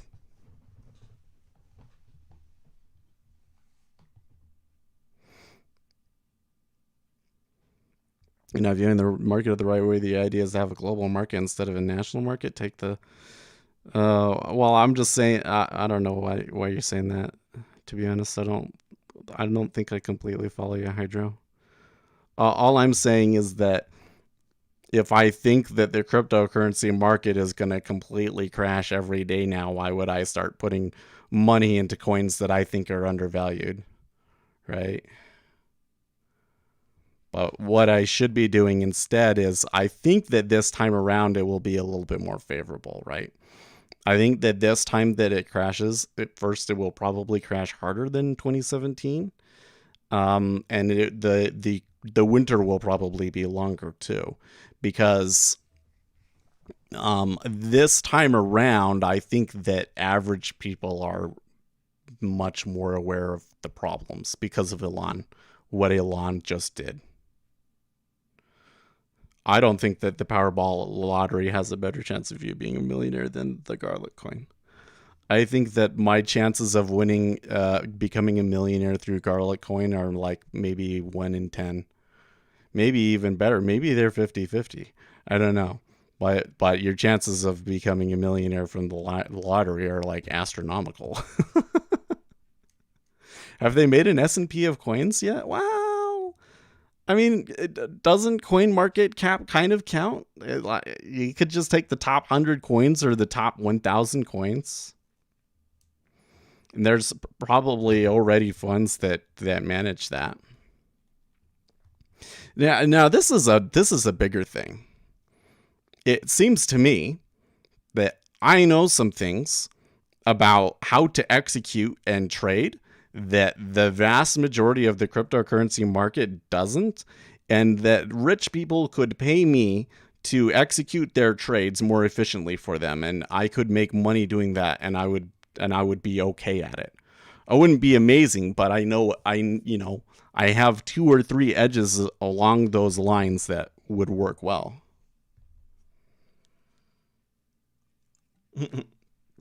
You think it's a zero? Well, I'm already a what is it? I'm already a thousandaire from it. Let me put it this way. I've made some pretty good calls in the cryptocurrency market, and you put all of them together and times them by a multiple, and they still wouldn't be as much money as I would make if I were to sell all of my Garlic coin today. I mined a lot of it. And this is why I'm saying what I am about the execution. Like, I've gone through and I've done the math and I've gamed it out, and I know how to reduce my market impact and play along with the market and be good.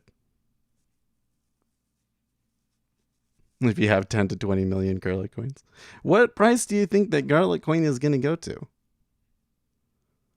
Okay. If it goes to $1, because I think that it's almost a foregone. There is no doubt in my mind that Garlic coin is going to be worth $1 at some point. If the cryptocurrency market doesn't crash right away here in the next week, say they survive this and Bitcoin makes another new all-time high, then I think for sure that it could make it this cycle. It's going well. Somebody came in and sold 1 million coins, by the way. So they came up there and somebody sold 1 million coins. No, I don't think anybody has that. Well, let's go look. There's a rich list, right?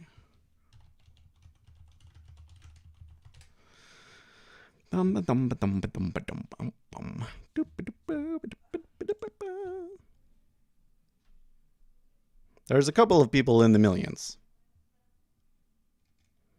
There he is.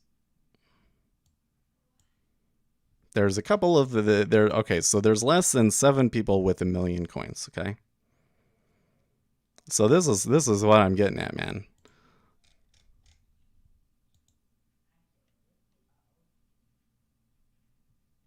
Yeah, nobody has that. Nobody has that many coins.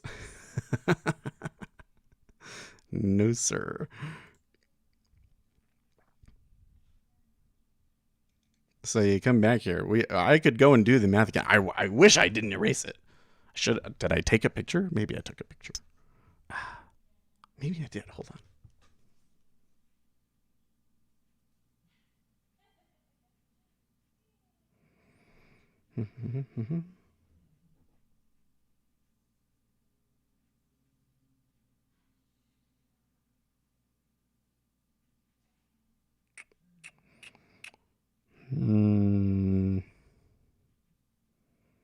I guess I didn't. Maybe we should sit and do the calculations right now. I don't know. No, I'll do it off stream. I want to keep it to myself, to be honest with you.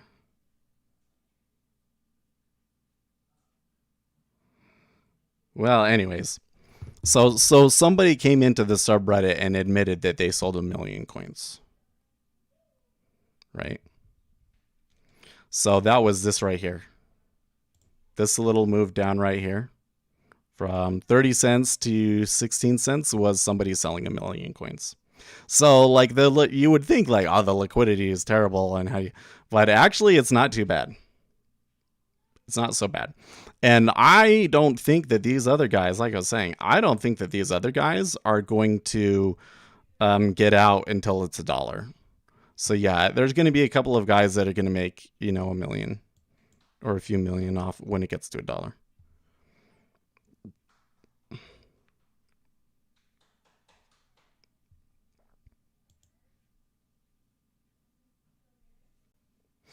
But I went back through and calculated my own impact because I don't have 1 million coins. And yeah, I would be able, I mean, I would move price, but not a ton. Seems like no one cared about one of the best PR moves by history of times made by Vitalik. Dude, I thought that whole thing was hilarious. That's why when I came back over here on CoinMarketCap and saw that Shia coin or whatever was Shiba coin is 25. I was like, what the fetch? They took a pretty big hit though when Vitalik sold. I don't know why anybody would be in there and be like, So you're saying you should buy 1 million of garlic coin and get out at $1? Well, so let me see here. Would that be a good trade? Well, since we know that this guy has sold 1 million of it, okay, you could buy it right now at 20. And when you're done, it would probably be at 35, right? Because it's the same size. It might actually be more than that. So you might be more like 0.4 or 0.5. And then, yes, I do believe it would go up to 1 million coins. So you could double your money if you did that. Is that really favorable risk reward for you? I don't know. Depends on how much money you have, I guess. If you have $100 million, and so you're only risking 1% of your total net worth, then yeah, maybe it might be a trade that might make sense. Yeah. Not that I'm giving anybody financial advice, but I'm just kind of trying to use what I know about market order impact to tell you, like, could somebody still try and put $1 million at work on the expectation that it's going to go to 1 million? Looks like you can. You'll double your money, but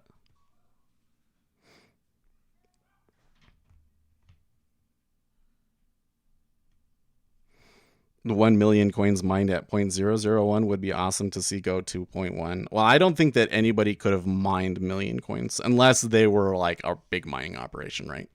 I was using two cards, for like 2.5 years, mining every day, and I got to like didn't get into the millions. Let's just say it that way. I don't want people to know exactly how many I have because I don't want them to know what my impact is going to be when I sell. even though I have calculated it out and it's pretty trivial at this point. When we were back down in here, it would, I could have had a big impact on it down in here, but now it's trivial.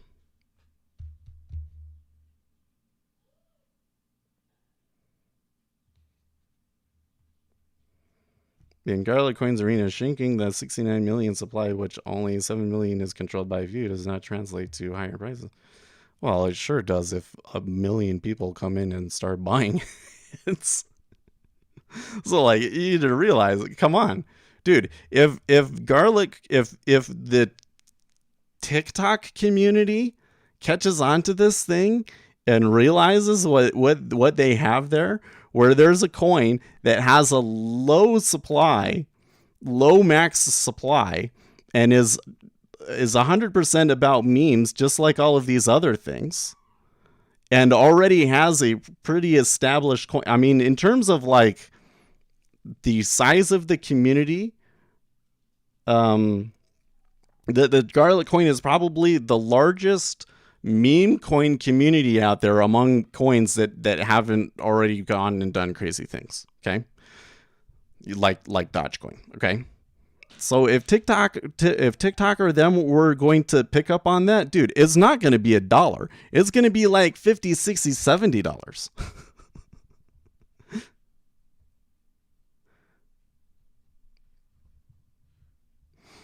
No, you don't even know. I don't think you even know how to calculate it, Icarus. So I'm just saying, so because we know that somebody sold 1 million coins and they decreased price basically, where what was the low of it, to 10 cents. So they decreased price 20 cents. We know what the market impact is, and all we have to do is look at what like the order book and the average volume for the time period is, and we can calculate our impact, right? I guess when I was doing that, I was saying it was 15. So really, we should say if it's 20 now and your impact was 20 again, you would get to 40, or sorry, yeah, you would bring it to 40 cents. But there is a possibility. I think that this is kind of all done, so I don't think that you really have a problem with the sign change. But let's just assume that you do. We could kind of game that out, and let's just say that it increases your impact another 50%. That's to 50 cents, right? So if you did 1 million coins, I have 1 million coins.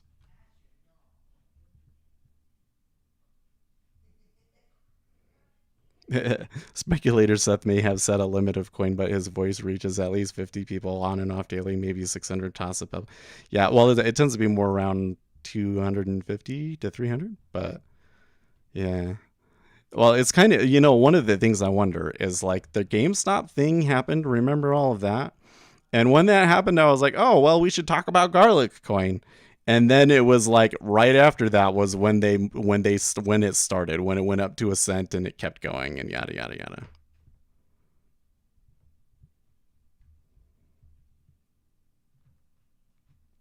I don't know. I suspect that Icarus is Gary, but this is where I get back into this stuff where it's like he comes in and he says he makes really big claims about, this has zero chance of happening. This is wrong. This is wrong. And he's been wrong about a ton of shit. He has been wrong about a couple of really big things that is enough for me to be like, this person is either trolling me and is intentionally trying to throw me off, or he's just not very self-aware about what his own limitations are. And I'm going to come, and Garlic Coin is going to make its move up to my price target, and I'm going to be a millionaire, and I'm going to rub it in your face. And I'll make all of this stuff about how wrong Icarus of Bane was. Oh, so maybe it's not Gary, but it was 420. Okay. Let's see here. Larry H. Summers, the better part of wisdom is there are slippery slopes. Once you start a process of accelerating inflation, there are precious few examples of where inflation has been brought back down without very substantial economic disruption and without enormous disruption to financial markets. Thank you, Larry. Not a great investment. Well, it's not. What I was saying is like it's a inverse risk reward thing. And here's the other thing is that probably your chances of investing in it today and becoming a millionaire are pretty low. Right? I went through this and I sat down and I said, okay, what market cap is realistic and how many coins do I need to have to be a millionaire at that market cap? And then I mined that. And I did it when the coin was worth less than a fraction of a cent. And I did it over a period of years.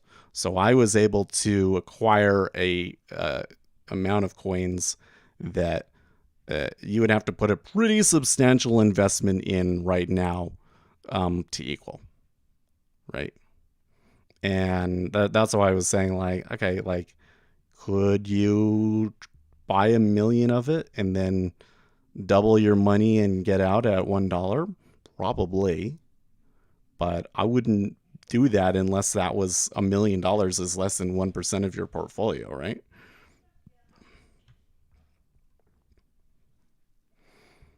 The Fed is powering the money printer with the energy of Volcker spinning in his grave. I agree. You know what? Well, so we got 15 minutes.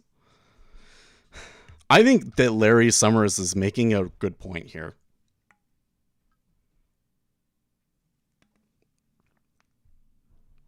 So what is the argument? We know that there's going to be some inflation.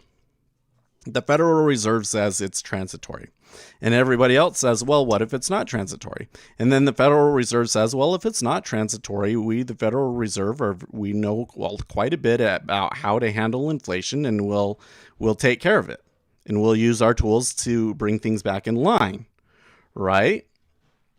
And what Larry Summers is saying is that at that point, the cat is already out of the bag. By the time you, the Federal Reserve, act and realize that it's not transitory and that you need to do something, it will already be too late and there will be very severe economic consequences to it. He's correct. I think that the Federal Reserve knows this, but what are they going to do? You can't come in and, if they come out and start saying what I just said to you, the market would be unhappy about it. So they kind of have to pretend like, hey, don't worry, we got it all under control, right? If you mined 1 million of it, you could have gotten out 300K and reinvested. Yeah, if I had an ASIC, maybe. like you got to realize that you could have been mining from day one and you still wouldn't be close to 1 million. The guys that have 1 million in there are people that bought like $5,000 worth of coins when it was worth a fraction of a cent. Right? But that's fine. It doesn't matter what I could have done. The point is that I met my goal. I mined the number of coins that I wanted to. I turned my attention elsewhere. And I think the investment's going pretty well. The investment being mining the coin every day for 2.5 years.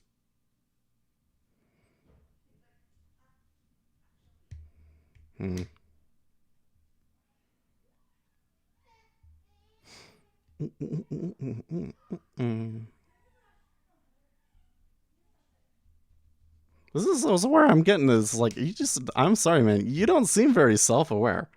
Have you read the Federal Reserve Act? I have not read the entire document. It's not really pertinent to what's just being said. Is Larry Summers correct? Yes, he's correct.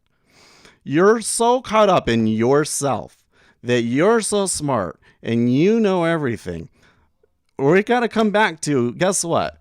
You know all of this stuff, even like the smartest people in the business, the people at the Federal Reserve, Jamie Dimon, the big quants like Jim Simmons, these kinds of guys, they know so much. And guess what? That's still this teeny tiny little amount in this huge pool that is the market.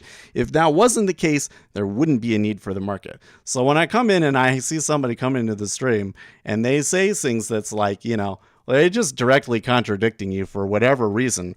The way that I read that is, this person doesn't agree with me on this thing, and they think that they're so smart that it harms their ego to hear somebody on the internet say something that they don't agree with.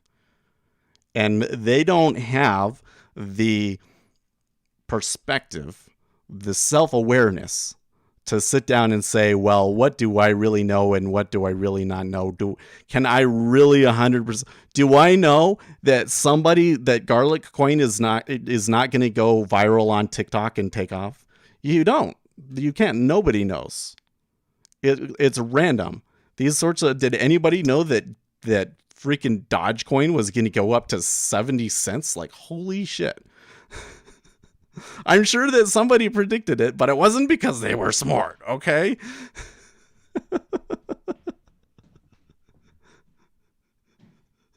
That you can articulate it. Yes, I can. I'm not saying anything about the Federal Reserve Act. I'm talking about inflation and what the Federal Reserve can do about inflation.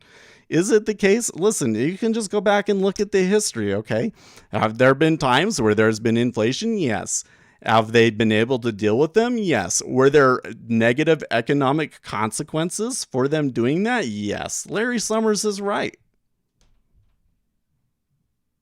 You're coming back and you're saying, oh, well, you don't know about this thing. It has nothing to do with it, dude. It has nothing to do with it. You're only bringing it up because you're trying to prove to us that you're super smart. But the reality here is that if you were that smart, you wouldn't be trying to make that kind of an argument. You wouldn't be saying that kind of shit. You would be like, oh, if you were that smart, you would come back and you would be like, okay, well, here's the specific piece of information that I think if I gave that person would maybe change their mind, and I'm going to share that sort of thing with them. And then you'd go back and forth and you'd be like, oh, here's the thing. But you don't do that. Instead, you say, well, you don't know about X thing and I do. And it's like, who fucking cares, dude? You're not that smart. You must not. You wouldn't be saying that shit if you weren't that smart. This is like these psychopaths and sociopaths, the sorts of shit that they say that always outs them as sociopaths because they lack self-reflection. Yeah, it does. I say it because it entertains me, Hydro. So this is not the first person that I've dealt with like this. There's this other guy on the stream, that has come after our stream a number of times, and really likes to talk shit. And when you really look at what he does, this I don't know about Icarus of Bane, man. I mean, he doesn't seem like he's like a straight up psychopath to me, but there sure is a lot of questionable things that he says, right? This other guy, he is a straight up psychopath, man. And yeah, it's totally all about the ego, and it is so blatantly obvious to anybody else. This is like he scams like a certain small group of people, and this guy makes money from doing it. Don't get me wrong. I mean, it's pretty crazy, and I'm sure someday that regulation is going to catch up with him. But it's crazy. There's like this small group of people that he's able to fool for a certain period of time, but then they always figure it out, and then afterwards to everybody, it's so obvious. Then once you're no longer in the bubble of influences, like, this guy is a psychopath. Why does he say this shit? What sane person would say these sorts of things?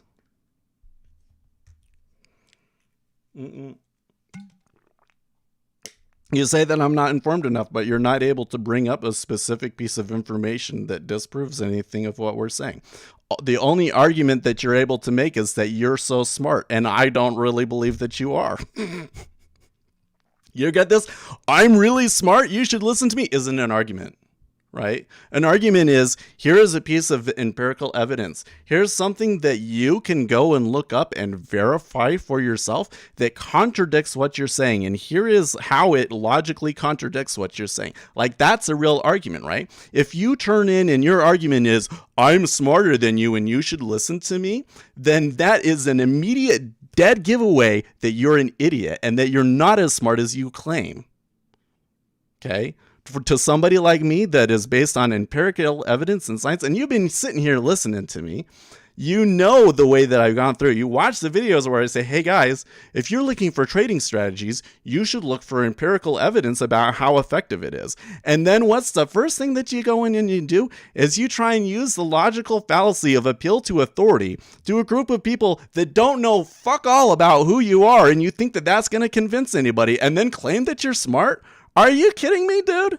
Yeah, I get excited about it because I think it's fucking hilarious and it entertains me to no end to see people come in and try and say things like that. And I hope that the rest of you guys watching find it entertaining too. And you go back and you say, oh yeah, when I'm looking for the truth of something, I should look for empirical evidence. And when people try to use logical fallacies to try and convince me away from actually talking about the actual details of the truth of something or not, it should be funny. Oh, man. Why should we listen to you when we don't even know who you are? Sometimes I trade real money and sometimes I don't. You don't know when I am and when I'm not because I don't tell you. I intentionally don't want the market to know when I'm making moves and when I'm not.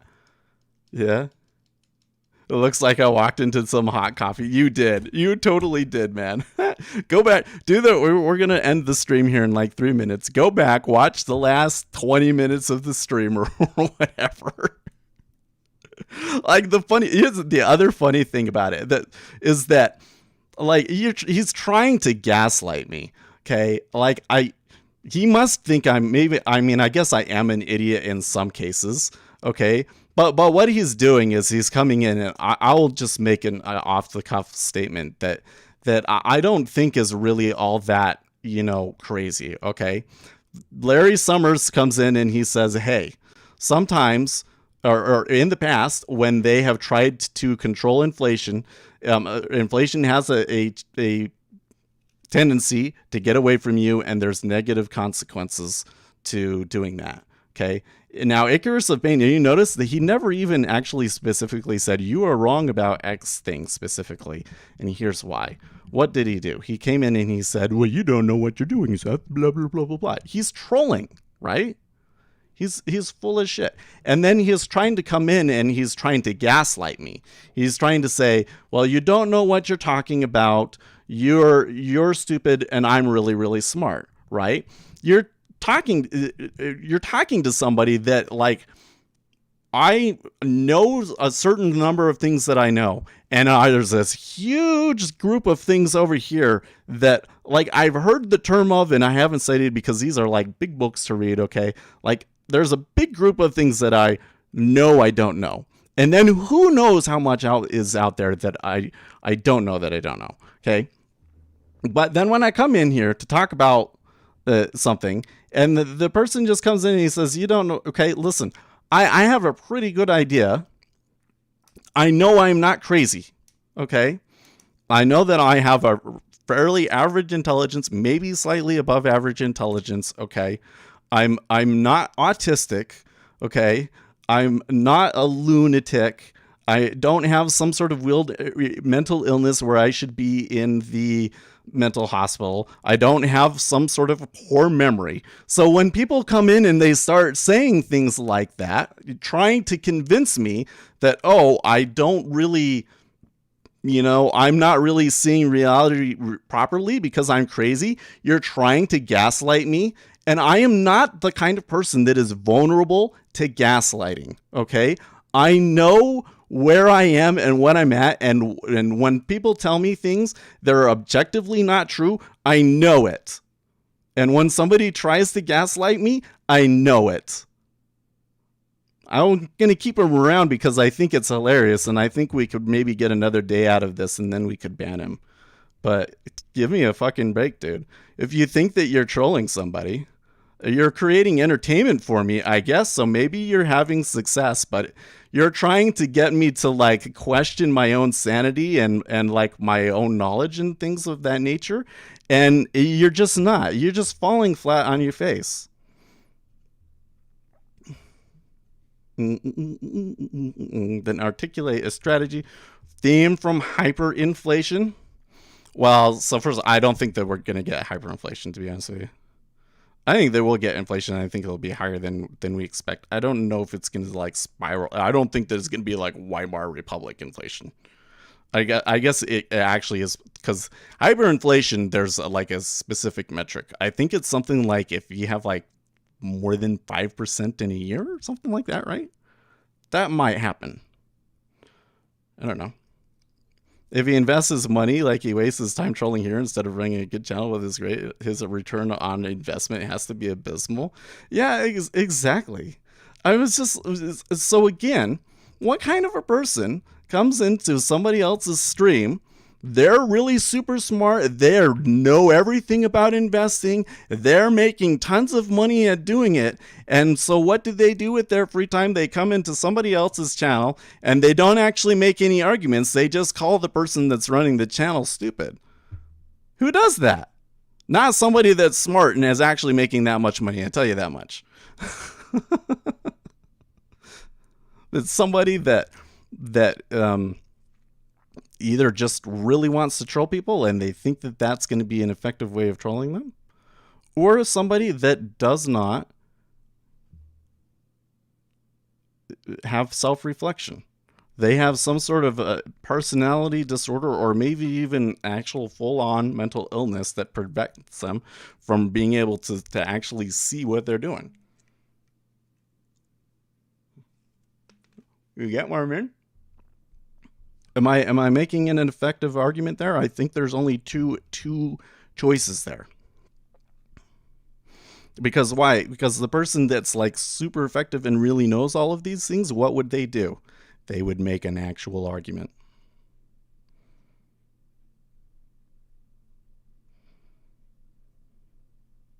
He's able to come around and try and hit the thing even harder.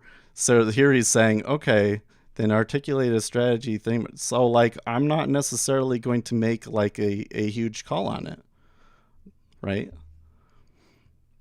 I think that there's a good probability that gold and silver could be an effective hedge here could start to outperform over the next 6 to 9 months. But it's that's an awful amount of uncertainty in that one, because yields keep rising and that always hurts it. So that one may not actually work out. So then you could get into metals. Well, you probably should have, or if that was the trade that you're going to make, probably should have already been in it, right?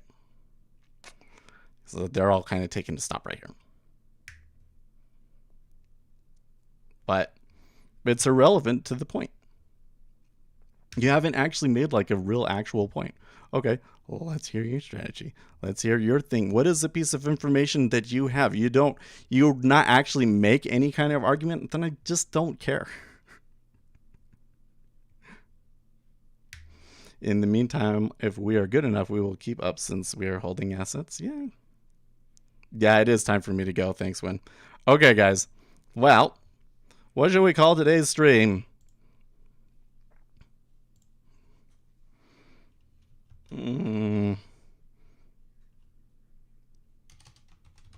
One and done.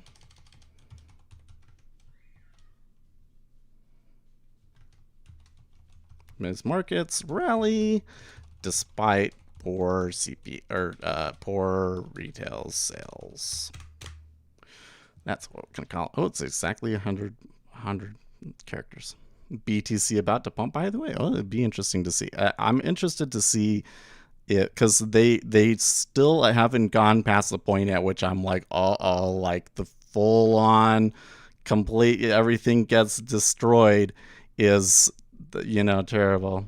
So you get informed and grow your channels, your numbers are set. I'm quite proud of my channel, and I'm aware of how big my audience is and how good having 5,900 subscribers are.